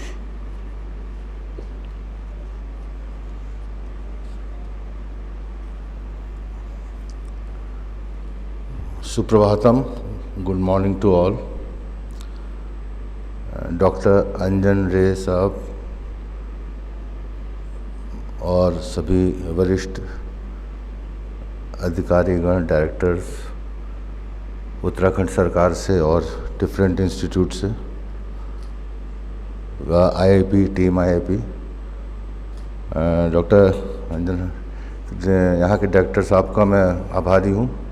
Programme अचानक मेरे को बुला गया और कहा गया है 2 शब्द बोलो, 2 मिनट, तो ज़्यादा नहीं समय बोलूँगा। काफ़ी कुछ लोगों ने बताया, काफ़ी कुछ जानकारियाँ मिली, और थोड़ा सा मेरे को, मैं उत्तराखंड से अभी से नहीं जुड़ा हूँ, मैं एमएससी कुमाऊं यूनिवर्सिटी नैनीताल से जुड़ा हूँ। जब द्वारहाट कुकुचिना के इलाके में मैं फील्ड वर्क करता था, गांव-गांव बटिया घूमता था, और मूलभूत समस्याएं जो पहाड़ की थीं उनसे मैं बहुत अच्छे से परिचित हूँ। और ये जो आईआईपी का कंट्रीब्यूशन मैंने देखा अभी, बायोडीजल का, वेस्ट को प्रोड्यूस करने का, मतलब वेस्ट से एक फ्रूटफुल एनर्जी की तरफ सहयोग देने का, बट मेरा थोड़ा सा इसमें एक सबमिशन है उत्तराखंड सरकार की आईआईपी और इस तरीके के जो बहुत सी संस्थाएं उत्तराखंड में उठ के आ रही हैं, प्रयोग से अपनी चीज़ें ला रही हैं, जो कि आज की रिक्वायरमेंट है, उसको थोड़ा सा गाँव में जा कर के बढ़ावा भी दें। और वहाँ के जो नैतिक जो गवर्नमेंट स्कूल्स हैं, गवर्नमेंट कॉलेजेस हैं, जहाँ पे बच्चे फ्यूचर है उत्तराखंड के, उनको सहयोग दें। क्योंकि जो मैं उन बच्चों के साथ जब खेलता था आज से कुछ 30-35 साल पहले फील्ड वर्क के दौरान, तो उन लोगों को बेचारों को परख नली का भी ज्ञान नहीं था, और उनको बहुत सी छोटी बेसिक साइंस की चीज़ों का भी आभास नहीं था, और वो लोग तरसते थे बाहर जाने के लिए। कुछ एक परिवार थे जो कि बाहर निकल करके बच्चों को पढ़ाते थे, तो वो रुड़की और इधर उधर इंजीनियरिंग कॉलेज में इंजीनियर्स बनते थे। ज़्यादातर पहाड़ के लोग आर्मी में जाते थे, गांव खाली रहते थे, या तो लेडीज़ रहती थी या बच्चे रहते थे। तो अगर कुछ उत्तराखंड सरकार छोटे छोटे ये प्रयोग वहाँ पे स्थापित करे एंटरप्रेन्योर्स की सहायता से, क्योंकि फार्मिंग एक ऐसी चीज़ है जो उत्तराखंड से गायब हो रही है। हिमाचल में देखिए तो पूरा एक हिमाचल का प्रोडक्ट ही बढ़ा रहा है। तो अगर ये सब चीज़ों को हम एनर्जी को दूसरे रूप में ले करके अगर उत्तराखंड के विकास के प्रति सोचें तो थोड़ा सा अच्छा रहेगा, और इसमें हमको इंटीरियर्स में भी जाना पड़ेगा। कार्बन कैप्चर समस्या है और उस पर सब लगे हुए हैं। बहुत सी चीज़ें हैं। मैं थोड़ा सा एक चीज़ और कहना चाहूँगा, कि हम लोग थोड़ा सा देर से जागते हैं, पर कभी कभी हम शॉर्टकट अपनाते हैं। पहले अखबार का चलन था, अखबार से लिफाफे बनाने का चलन था, एक उद्योग था, बहुतों को रोटी मिल रही थी। बाद में पॉली और सिंथेटिक चीज़ें, फाइबर्स आकर के हमको पॉलीथीन और उनका किया, और हम बहुत देर बाद जागे, और आज हम उससे अपना एनर्जी बना रहे हैं, और हम फिर उसको कह रहे हैं कि यूज़ ऑफ प्लास्टिक नो। इसी तरीके से पहले किसी देश ने जो उनको केमिकल डिस्पोज ऑफ करने थे, वो यहाँ पे ग्रीन रेवोल्यूशन के माध्यम से हम पर थोप दिए गए, और वो तो नेचुरल फार्मिंग, ऑर्गेनिक फार्मिंग में तब से ही स्विच ओवर हो गए 30 साल पहले।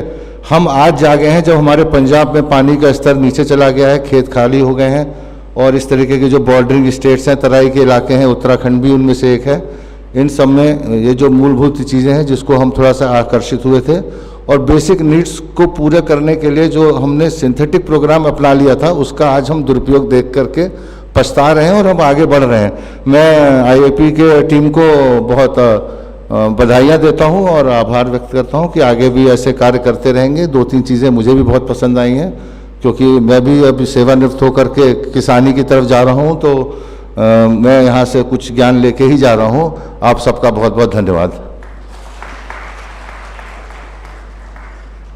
धन्यवाद महोदय। अंत में मैं अनुरोध करता हूँ doctor M.K. Gupta, director central pulp and paper research institute, for his few words.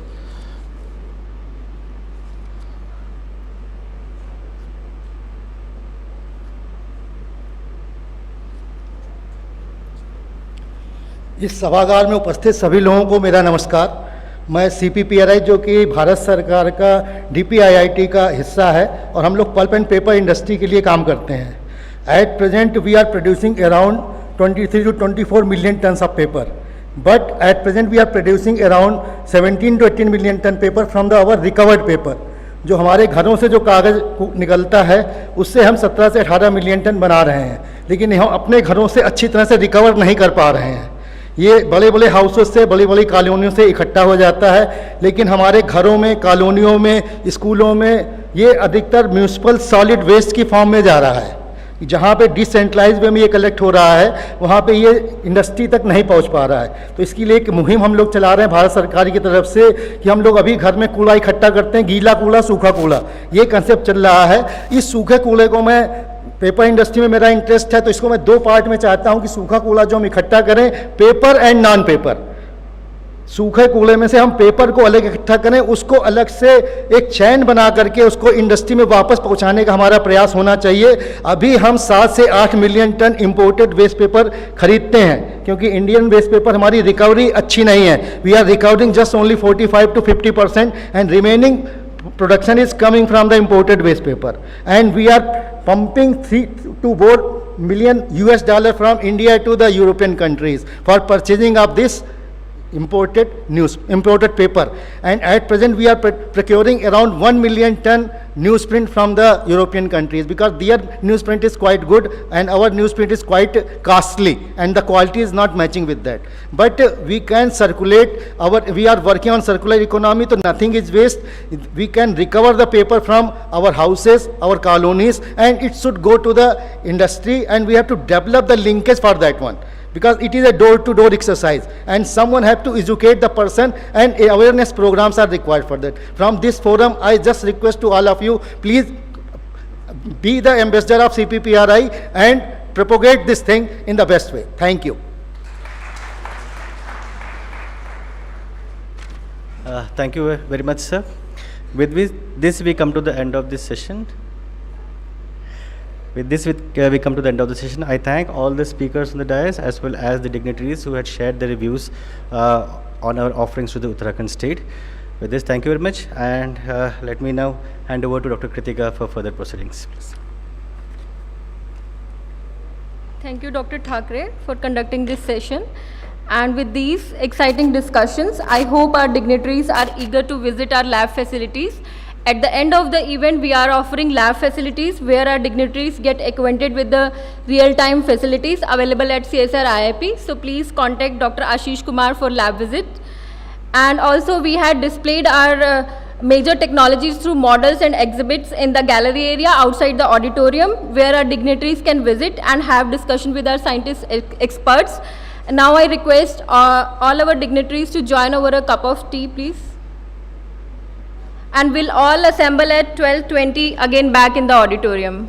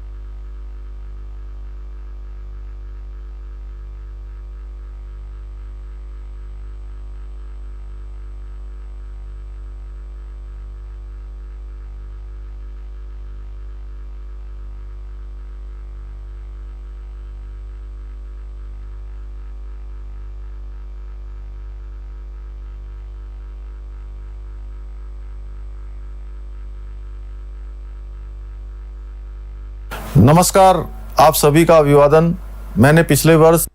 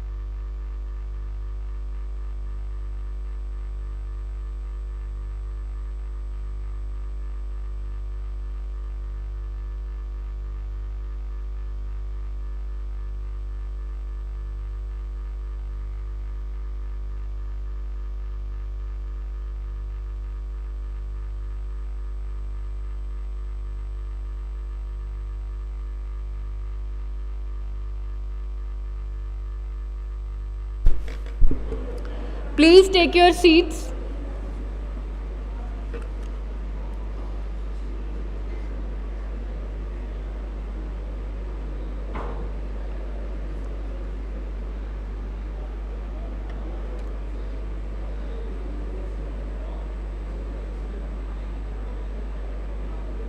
Good afternoon to all.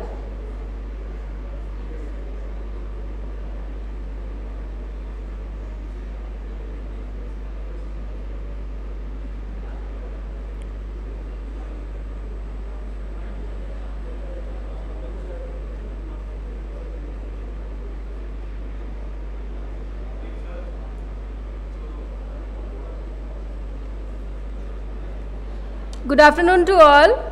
I welcome again our dignitaries to kindly come on the dais, please.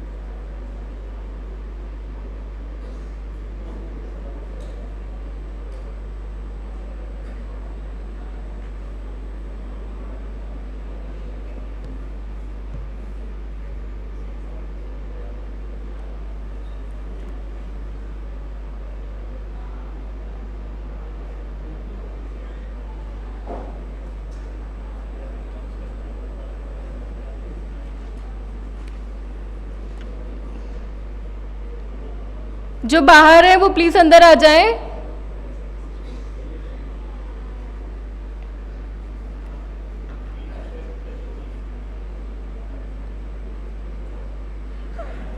Good afternoon to all. I am really happy to see all of you in the audience to mark this historic moment and to participate in the valedictory ceremony of 1 week 1 lab campaign. To begin with the event,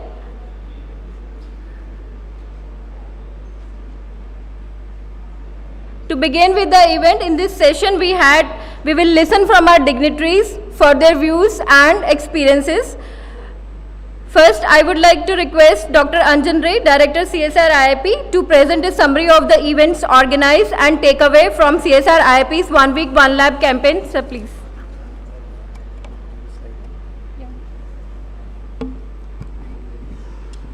सम्मिलित सभी को पुनः नमस्कार। अपना जो ये एक सप्ताह एक प्रयोगशाला कार्यक्रम था, उसकी एक सारांश मैं आपके सामने प्रस्तुत कर रहा हूँ। पहले दिन श्री दिनेश सराफ जी अवश्य। पहले दिन श्री दिनेश सराफ जो हैं हमारे CSIR-IIP के रिसर्च काउंसिल के अध्यक्ष, वे और हमारे DG CSIR डॉक्टर कलाई सेल्वी, उनके साथ छत्तीसगढ़ बायोफ्यूल डेवलपमेंट अथॉरिटी के प्रमुख श्री सुमित सरकार, ये तीन हमारे इनॉग्रेशन समारोह में उपस्थित थे। अगला स्लाइड कृपया आगे बढ़ाएं। उस दिन हमारे जो खास स्टेक होल्डर हैं, जो हमारे इंडस्ट्री मेंबर्स थे, IOCL, BPCL इत्यादि, उनके साथ एक विचार विमर्श हुआ कि आगे जो पेट्रोलियम इंडस्ट्री है उसमें काफ़ी तब्दीली आ रही है, सिर्फ क्लाइमेट चेंज के वास्ते ही नहीं, क्योंकि जो भारत में जो पेट्रोलियम डिमांड है उस पर EV आने का असर पड़ रहा है, मेथनॉल आने का असर पड़ रहा है, एथेनॉल आने का असर पड़ रहा है। तो उससे पेट्रोलियम इंडस्ट्री के आगे क्या ज़रूरतें होंगी, उसमें उसके लिए क्या शोध की आवश्यकता है, उस पर विचार विमर्श किया गया।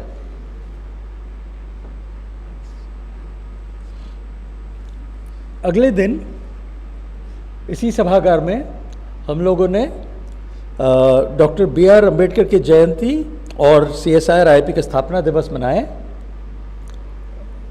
हमारे उस दिन मुख्य अतिथि थे श्री अरुण कुमार सिंह, ONGC के प्रमुख अध्यक्ष, और श्री खजान दास जो यहाँ के विधायक हैं। उस दिन दोपहर को हमारे कुछ जो नए यहाँ पे सुविधाएं हैं उनकी स्थापना की गई, और इसमें से खास जो है हमारा D4 मेथनॉल प्लांट और गैस हाइड्रेट लैब और फ्यूल टेस्टिंग लैब, तीनों का उद्घाटन किया गया। फिर अगले दिन जो हमारे युवा वैज्ञानिक हैं, जो विद्यार्थी हैं जिनको विज्ञान में दिलचस्पी है, जिज्ञासा कार्यक्रम के अंतर्गत स्कूल और कॉलेज के बच्चे यहाँ पे आए और समय बिताए।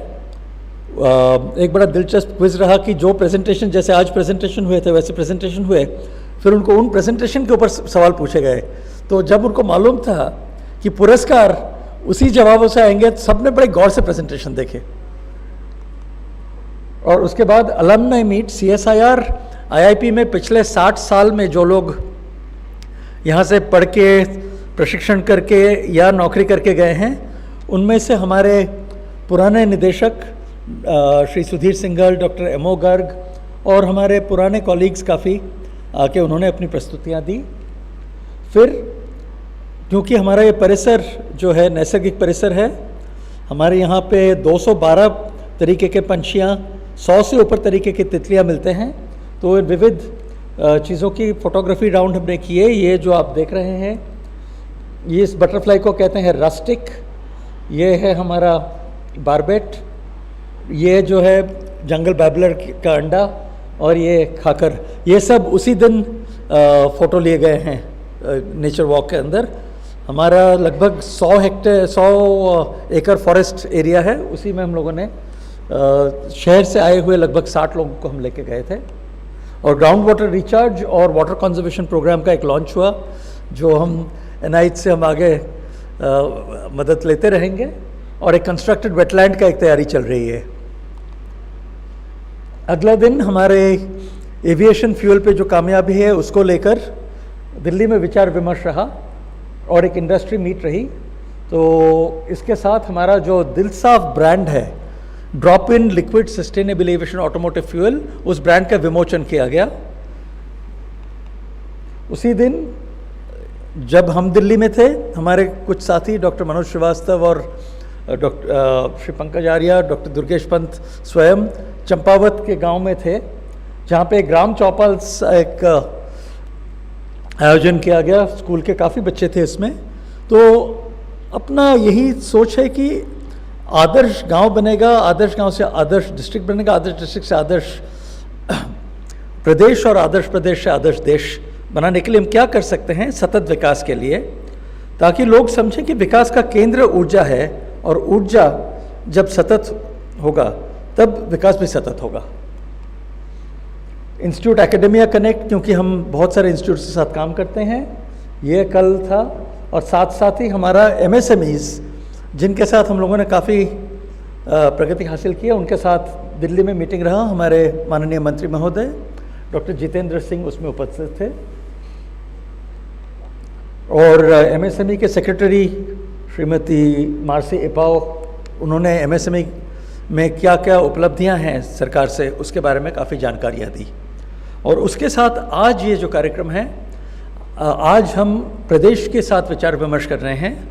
मैं प्रदेश को, क्योंकि हमारे वरिष्ठ वैज्ञानिक निदेशक दूसरे सहयोगी संस्थाओं से भी यहाँ हैं, मैं प्रदेश को 5 सुझाव देना चाहता हूँ आज खासकर।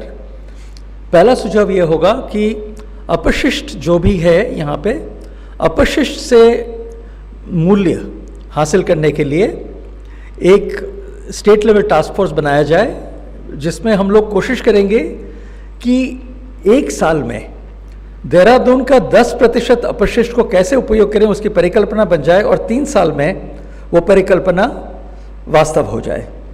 दूसरी चीज़ हम प्रयास करना चाहेंगे कि water usage, per capita water usage का हम मानक निकालें कि औद्योगिक और घरेलू पानी इस्तेमाल में हम कैसे घटाव ला सकते हैं, और वाटर रिचार्ज का इंडस्ट्रियल यूनिट्स और हम जैसे संस्थाएं, even our campuses, we consume water, हमारे कैंपसेस में वाटर रिचार्ज कैसे किया जाए। सो IMA, FRI, IIP सारे कैंपसेस को लेके एक विचार विमर्श करके we should measure it, if we can measure it we can improve it. तीसरी बात है livelihood generation at the grass roots. चौथी बात है रूरल क्लाइमेट हेल्थ सिस्टम्स, जहाँ पे चूल्हा इस्तेमाल कर रहे हैं लोग, जहाँ पे स्टैग्नेंट वाटर है, जिस एरिया में हेल्थ पे असर पड़ सकता है उस पे हम लोग क्या कर सकते हैं। और पांचवा जो है ग्रॉस एनवायरमेंटल प्रोडक्ट मेजरमेंट, मतलब जो 4 हमारे मेजर रिसोर्स हैं, जल, वायु, हमारे जो जंगलें हैं और जो हमारी धरती है सॉइल, इन चारों के कुछ खास मेजरमेंट जिससे हम हर साल देख सकें कि हम सतत विकास की ओर क्या कर सकते हैं। इन 5 चीज़ों की ओर मैं उम्मीद रखता हूं कि जो राज्य सरकार है, हम और हमारे साथी इंस्टीट्यूट्स के साथ इन 5 चीज़ों पे हम काम करेंगे तो शायद टाइम बाउंड 1 साल, 3 साल, 5 साल में हम कोई परिणाम दे सकें। इतना ही कहते हुए मैं, मेरे जितने भी सहयोगी हैं, IIP की जो सारी टीम है जिन्होंने इनको ये कार्यक्रम के ऑर्गेनाइजेशन किए हैं, और हमारे जितने भी स्टेक होल्डर्स ये 6-7 दिन हमारे साथ दिए, सबका मैं धन्यवाद और साधुवाद करना चाहूँगा। आपका ज़्यादा समय न लेते हुए मैं वापस मंच कृतिका को सौंपता हूँ। धन्यवाद।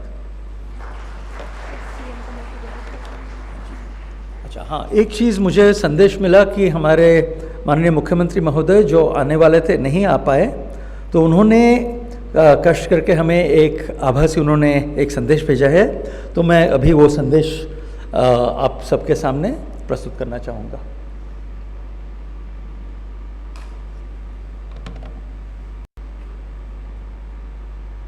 नमस्कार, आप सभी का अभिवादन। मैंने पिछले वर्ष अंबेडकर जयंती जो संयोग से CSIR-IIP का स्थापना दिवस भी है के अवसर पर संस्थान का दौरा किया था, और तब मैंने पिछले 60 वर्षों से अधिक समय से यहाँ किए जा रहे अनुसंधान और विकास कार्यों की सराहना की थी, और साथ ही IIP टीम का उत्तराखंड के 10 दूरस्थ ब्लॉक क्षेत्रों को विज्ञान समर्थित विकास के लिए अपनाने हेतु आह्वान भी किया था। मुझे इस बात की अत्यधिक प्रसन्नता है कि IIP द्वारा इस दिशा में पहल की गई है, और यह हमारे चंपावत के एक ब्लॉक से ही शुरू हुई है। इस संबंध में CSIR-IIP की टीम ने संबद्ध ग्राम प्रधानों, जिला प्रशासन, राज्य के संबंधित विभागों और UCOST से समन्वय बनाते हुए इस ब्लॉक के कई दौरे भी किए हैं। उत्तराखंड राज्य IIP तथा CSIR की अन्य प्रयोगशालाओं के वैज्ञानिकों के साथ और अधिक प्रगाढ़ साझेदारी चाहता है, ताकि उत्तराखंड में रोजगार और आमदनी के अवसरों के साथ साथ हमारे राज्य की अन्य समस्याओं, विषयों जैसे कि जंगल की आग, कटाई के बाद फसल का भंडारण, ग्रीष्मकाल में फलों और सब्जियों के परिवहन, वाहनों तथा डीजल जनरेटरों से होने वाले प्रदूषण के प्रबंधन और 4 धाम यात्रा एवं पर्यटन अवधि के दौरान उत्पन्न अवशिष्ट के उपयोग और प्रबंधन आदि से संबंधित उनके द्वारा दिए गए समाधानों को उन्नत बनाया जा सके। मुझे ज्ञात हुआ है कि भारतीय पेट्रोलियम संस्थान देहरादून द्वारा 13 अप्रैल को प्रारंभ हुए 1 सप्ताह 1 लैब कार्यक्रम के अंतर्गत चंपावत जिले को मॉडल जिले के रूप में विकसित करने हेतु 17 अप्रैल 2023 को मुंडियानी ग्राम सभा में ग्राम चौपाल का आयोजन किया गया, जिसका आज देहरादून में समापन हो रहा है। 17 अप्रैल 2023 को आयोजित कार्यक्रम में CSIR के विभिन्न संस्थानों से अनेक विषयों के वैज्ञानिकों द्वारा प्रतिभाग किया गया था। IIP देहरादून के वैज्ञानिकों द्वारा अपने प्रयोगशालाओं में कार्य व शोध को, जिसमें रसोई गैस से लेकर डीजल, पेट्रोल, ईंधन से लेकर शिक्षा आदि के क्षेत्र में अभिनव प्रयोगों को प्रयोगशाला से भूमि तक परिवर्तित कर भविष्य में चंपावत में उसका प्रयोग आदर्श चंपावत के अंतर्गत किया जाएगा। इस ग्राम चौपाल के सफल आयोजन में डॉक्टर अंजन रे, डॉक्टर दुर्गेश पंत, IIP देहरादून के मुख्य वैज्ञानिक डॉक्टर श्रीवास्तव, डॉक्टर आर्या सहित मेरे सभी वैज्ञानिक मित्र एवं ग्राम चौपाल की पूरी टीम बधाई की पात्र है।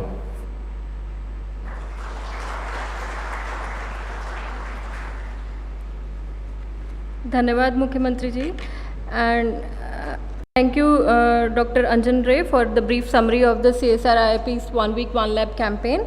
Now I humbly request our guest of honor, Professor Durgesh Panji, Director General UCAS, to address the audience and share his views, please.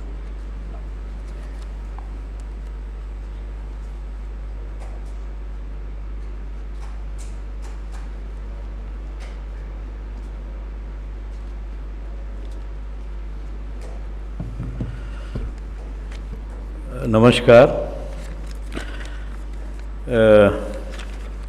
Dr. Anjan Ray, the director of the institution, he is an institution in himself, and as he told me that his term of office is going to get over on the 28th April.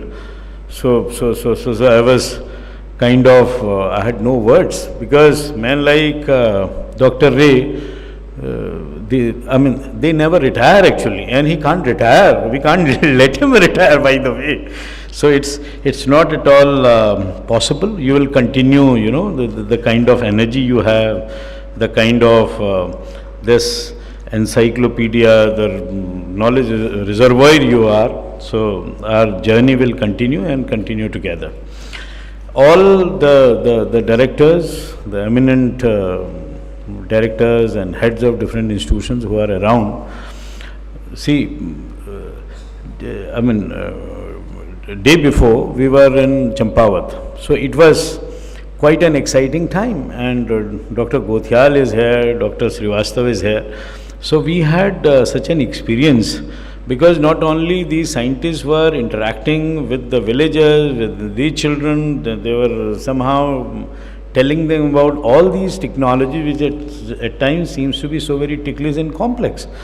And I was really pleasantly surprised to see the kind of response all these people, the common man, the citizens, the children, they were giving, and the kind of interaction that took place. Meaning thereby, this entire theme of 1 week, 1 lab, this happens to be quite a successful experiment. Today, this is the valedictory session, and at the end of this 1 week, we can say for sure it has been an absolutely successful 1 week program that CSIR-IIP could steer, and all the congratulations to this IIP team, to the director, and to all the scientists and all the associates of CSIR, all different labs, starting from CBRI to all different institutions, those who are part and parcel of this entire program.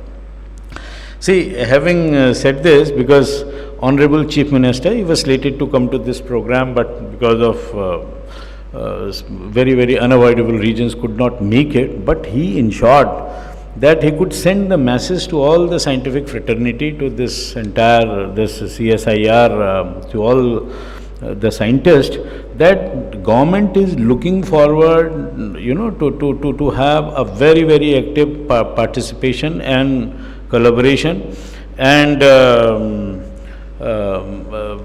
partnership from these labs, because Uttarakhand at 25, Uttarakhand will be completing 25 years of its this formation on the 9th of November 2025. So we have close to about 2.5 years with us.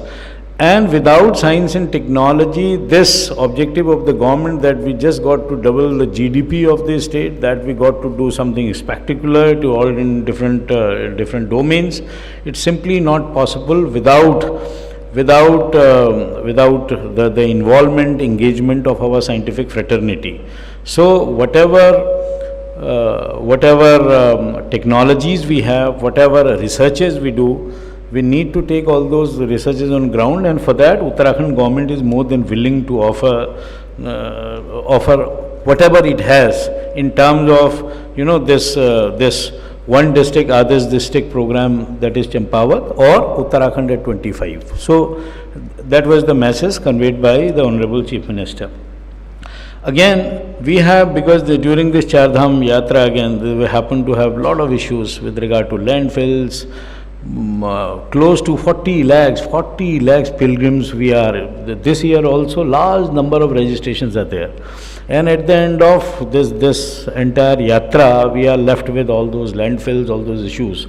So We have done this pilot, and very, very successful pilot. It has already been carried out. But how can we really scale up this entire thing? So cost is of course there. So whatever we can from our side, please let us know. And other departments too. Today, the science and technology, the earlier science technology secretary and the additional secretary too, they were saying, yes, we do have technology, but how to adopt these technologies, how can we take it to the ground, that is to be seen. Possibly we can have a meeting of all these institutions with our secretaries, with the government at the earliest, maybe sometime early May or sometime in May, so that at least we could formalize something concrete, so that budgetary provisions, number one, because that happens to be a key issue. So budgetary provisions, and because this financial year has just begun, so we have budget availability with us. With urban department has a lot of funds with them, simply disaster management or other departments, they have funds. But how to allocate this budgetary provision for the scientific endeavors, that got to be seen. Similarly, for suppose Jal Jeevan Mission to water, today also is our Samiksha Paithak of our water departments. So what all can be done? So that is to be taken up. Many a times what happens, scientific institutions, they do a lot of research, they do fantastic results. They are the ones who are our real, they're the heroes. And this administrative wing thinks, in a totally different way. Manoj knows it, because many a times, Dr. Manoj, because many a times whatever scientific fraternity is thinking and what our administrative people are thinking, those are at a completely, not at loggerheads, but in a completely different directions. So that possibly in Uttarakhand, being a small state and with the kind of exuberance, with the kind of energy, with the kind of mindset government has and the Chief Minister has, possibly we can somehow develop a model where science and this administrative, these things, the governance model, we could have a fantastic model with us that could be seen. And with regard to so many things, with regard to planning, this year's budget also, it incorporates many things for scientific endeavors, for scientific activities. This year's budget has already incorporated. So possibly we can look forward to those things.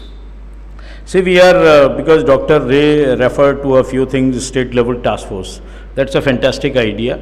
In fact, different departments are having different task force, but a comprehensive task force that could seriously look into this issue, this can be, and it's quite doable. We have so many institutions, we can bring them together and we can ask them for their recommendation, and we can straight away implement it, rather than just giving a few recommendations and those recommendations again lying with some department. We can have some actionable plan. We can have something which could be executed straight away. Second one again being this happens to be possibly most important issue, water recharge. And how can we, this water uses and per capita, because we have still until this day we haven't measured, so there happens to be a huge issue, and depleting water resources, bodies, it's quite appalling. And the kind of situation is that every department is talking about is where we have typical become crying babies, but nothing of consequence that is seen on ground. So this got to be, and immediately, possibly from my side, we have water education. We are talking about water education, so that at least we could educate our student, this generation, because we have at least out here we don't have, because it happens to be your institution with the kind of connect we have with wildlife and with birds and with butterflies. I know for certain things are still secure and safe out here, but from plastic bottle, 10 years down the line, the kind of doomsday we're going to have. So for that, this thing is something very, very important. We got to take it forward. And out of the outcome of this 1 week-long program, we need to have something, for this water policy of this state, groundwater, water recharge, we need to have all of that. Third point, again, with regard to livelihood issues, livelihood generation. Someone was referring to previous speakers, they were referring to livelihood issues, especially in far-flung areas, and how our villages are virtually manless.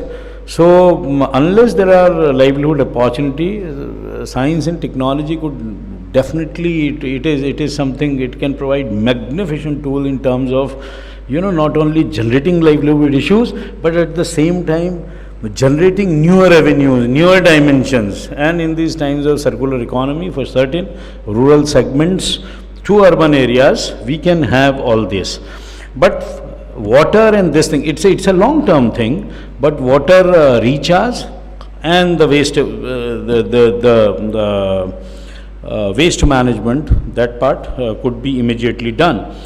Rural climate health systems, and especially in these times, and this today again, this because of the inclement weather, Char Dham kapats are going to be opened very soon.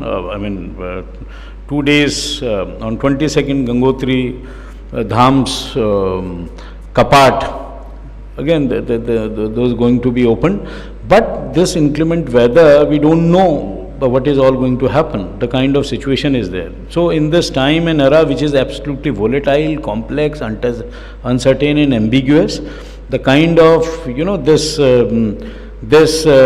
climate resilience, those based farming, natural farming, organic farming, what kind of this crop reshuffling got to be done. So those got to be seen in a very, very discerning way. And the last point he referred to is GEP, this gross environment product. Uttarakhand happens to be the first state. Now this is because this August gathering is out here.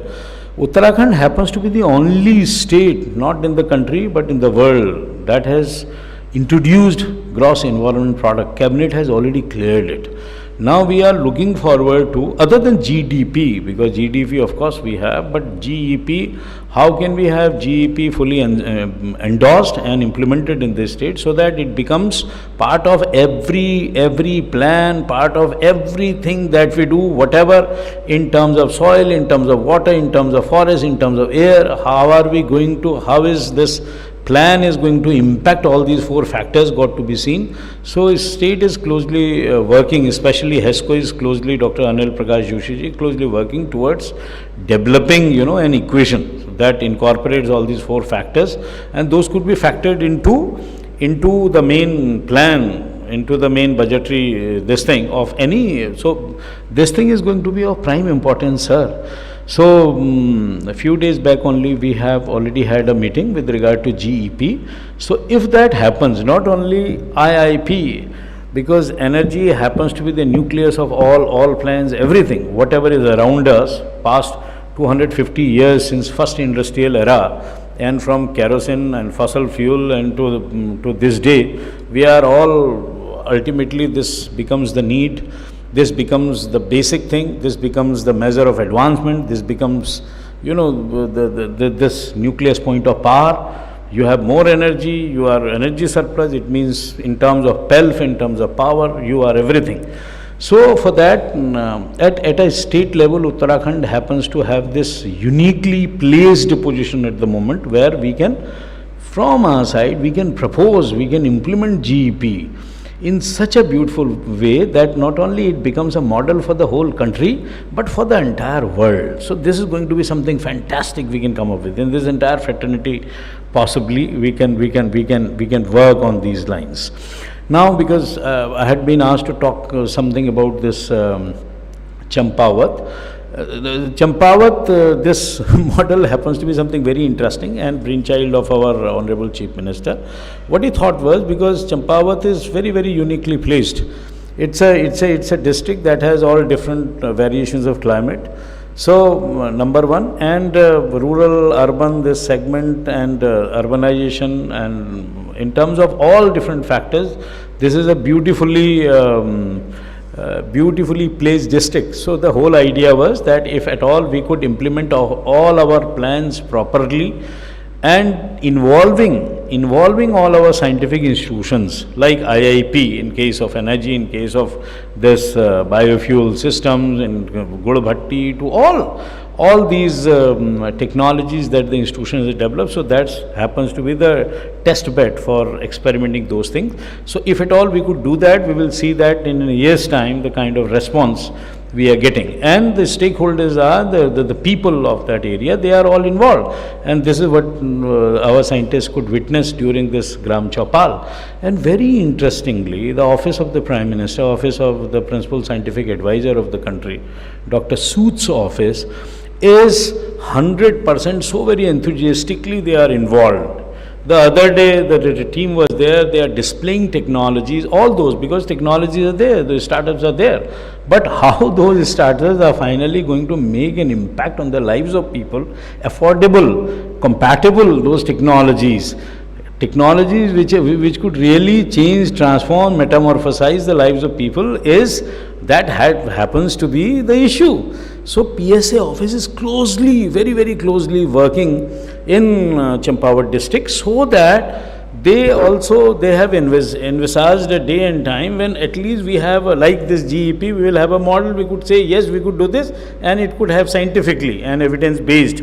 So we could do this and ultimately we have this result. So if we could do this out there in Champawat, meaning thereby in other 12 districts we will be in a position to replicate. If we can do something out there, in 2 years' time, 3 years' time, then for the entire Himalayan regions, for all 12 states, we will be in a position to do that. This is what has been thought about. So this is the whole idea of Champawat district. So from my side, I can all invite, because you have already done so much, contributed so much. So there, the laboratory is there. So maybe you can experiment, you can put forward, you can chip in with all your set of ideas, all your energies. We can do there, and the government is more than proactive, not only to engage, not only to accept, not only to assimilate, but at the same time to implement all those ideas. So looking forward to all of that. And at the very end, my compliments, and from my side, best wishes to this wonderful initiative, sir. Heads off to you, and round of applause to this entire team. 1 week sustaining this entire thing for one log, sir, it's not easy. You could do that, and with the kind of ever, cheerful Dr. Anjan Ray, you could do that and leads the way like a leader that he is. And heads off to you, and we are all the more happy to engage you in whatever in capacity that you can bless us, bless our young scientist. So we'll all of that. Thank you so much. All the very best. Thank you. Thank you, sir, for your inspiring words. Now I request Professor R. Pradeep Kumar, Director CSIR-IIP, to felicitate our guest of honor, Professor Durgesh Panji. Sir, please.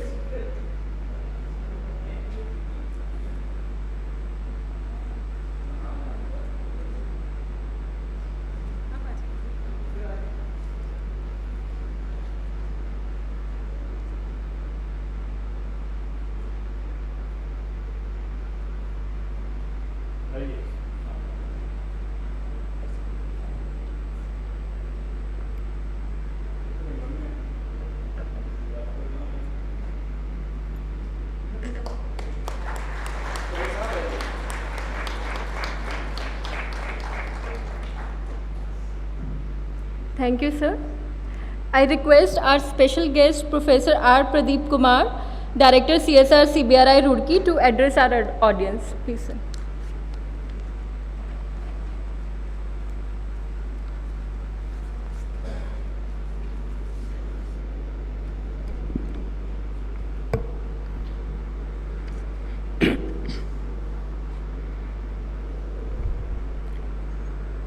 Dignitaries present in the hall, good afternoon. First of all, I congratulate Dr. Anjan Ray, Director IIP, and all his team for this wonderful program of 1 week, 1 lab. So where he narrated like what has happened throughout the week. Yes, it is rightly said by earlier speaker that sustaining the enthusiasm for 1 week and in all the programs, all the activities, and keeping the tempo and motivation alive is a very big challenge, which was ably done by Dr. Anjan Ray. So for that I congratulate with the entire team. And I heard the presentations today morning very keenly, and I could see the presentations on various aspects, that is room temperature, biodiesel and bioaviation fuel, then like waste plastic to diesel, and technologies to support the needs of Uttarakhand people, and then production of medical grade oxygen. So really commendable research output by IIP. This is the need not only for this area but for the entire country, and you are really inspiring like every person and every young generation people by doing this work. And I wish this be spread to all the people. Now coming to the like human being itself, what is actually happening right now is like our needs are increasing, like perceived needs are increasing, not the real needs.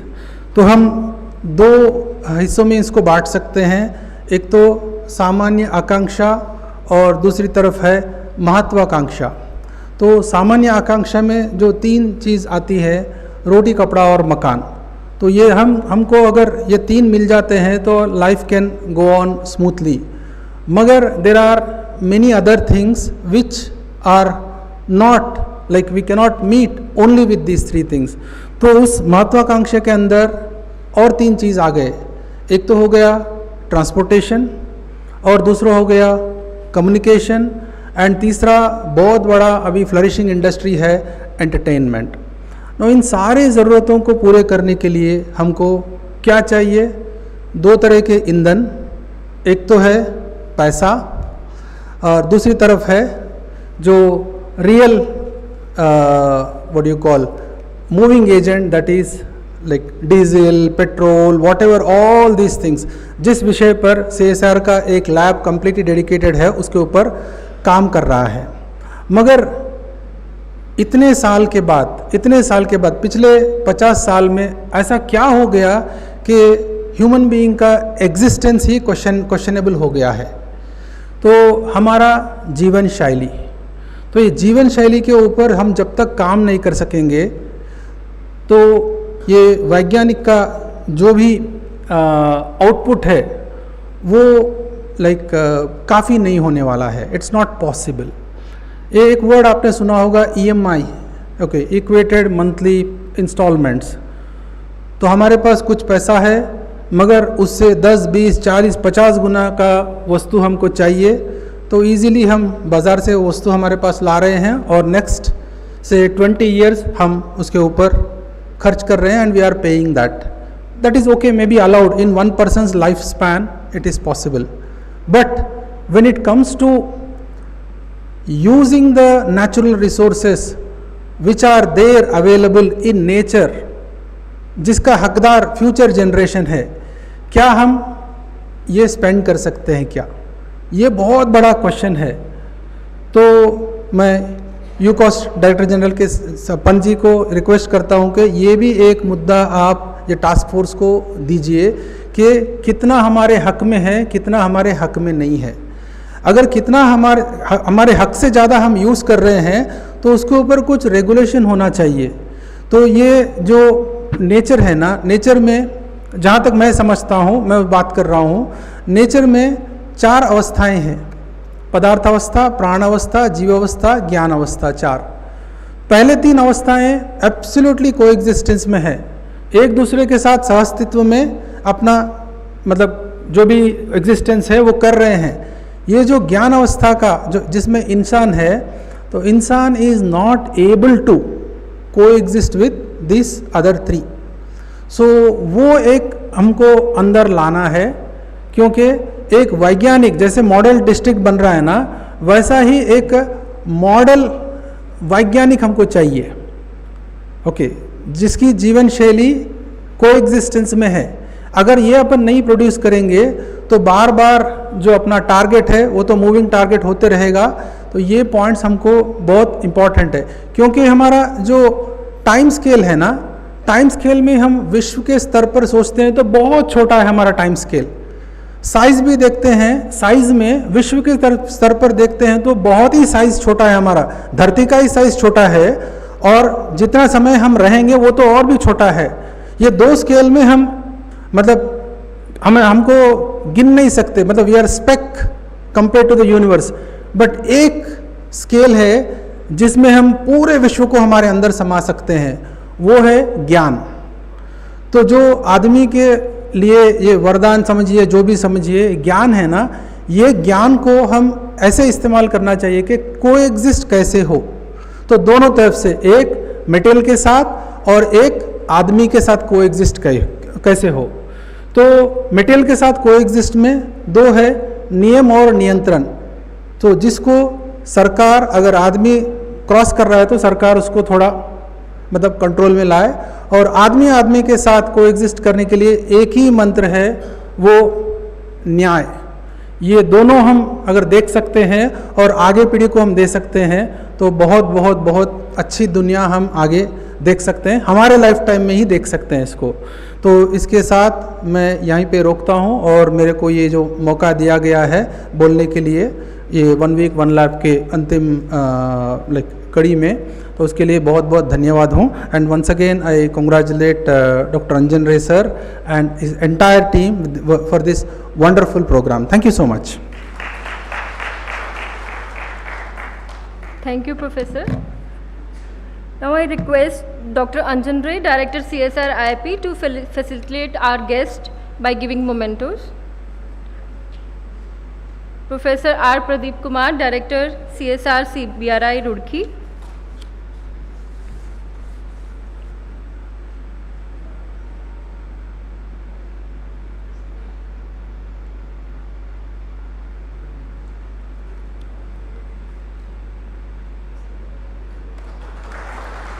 I request our invited guest, Dr. Sudhir Kumar, Ji, Director, National Institute of Hydrology, Roorkee.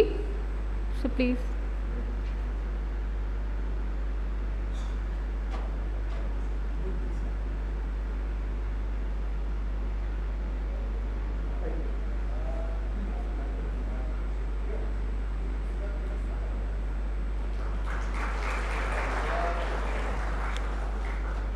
Dr. M.K. Gupta Ji, Director, Central Pulp and Paper Research Institute.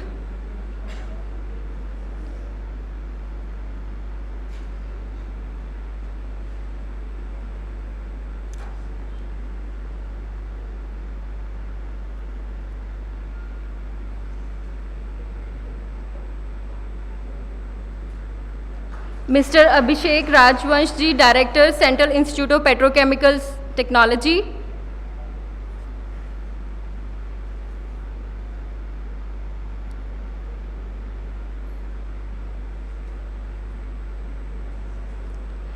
Mr. Gautam Dikshit Ji, Group General Manager, ONGC KD MIPE.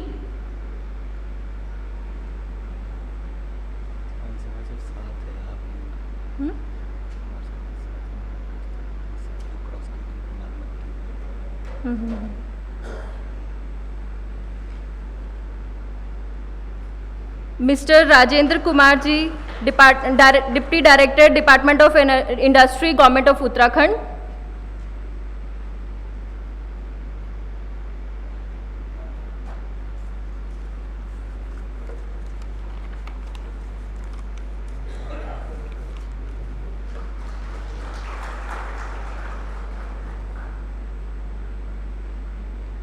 Thank you, sir.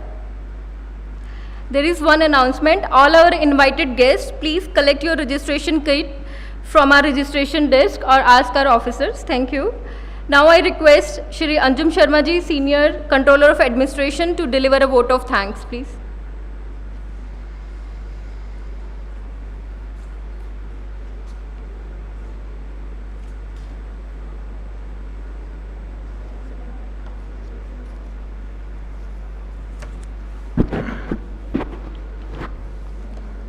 Good afternoon, everyone.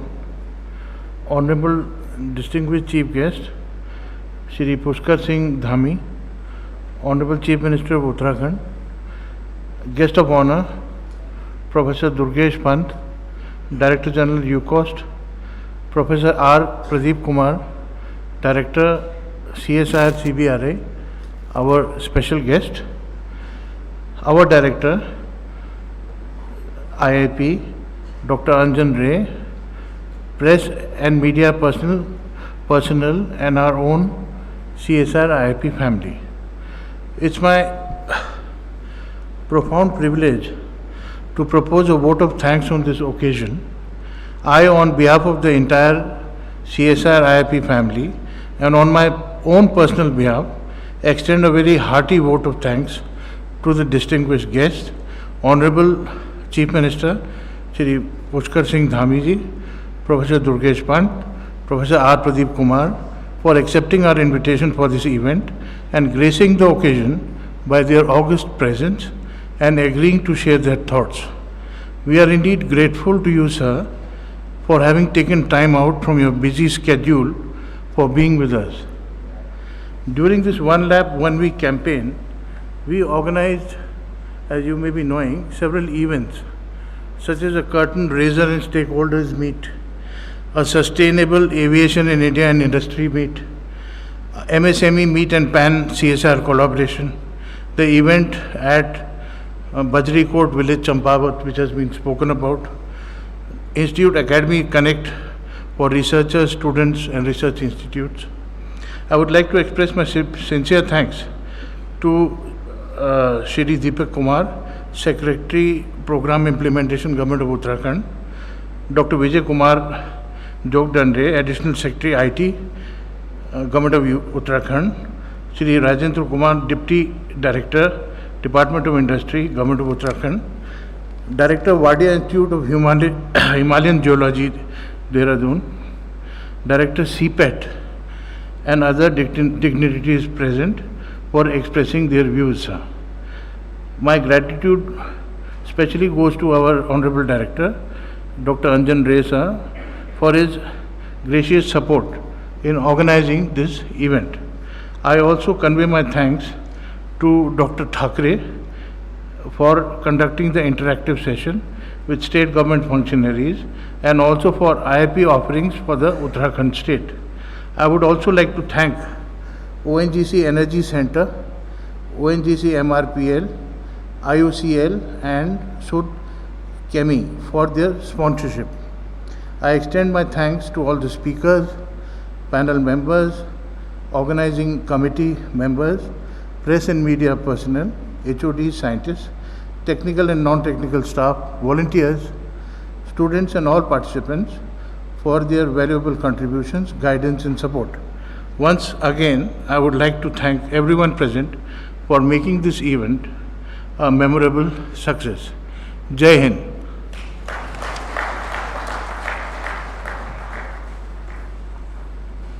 Thank you, sir. I thank all of you for joining us today, and we will all stand for the national anthem now.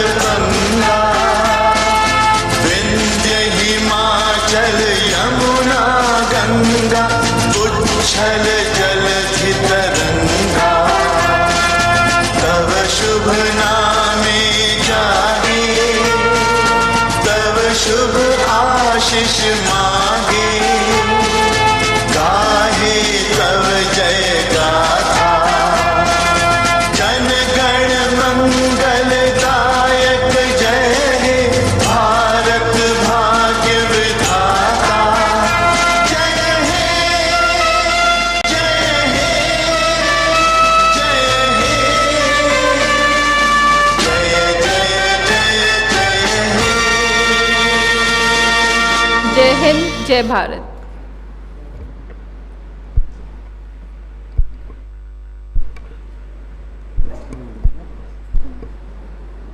Our dignitaries are invited for the lunch.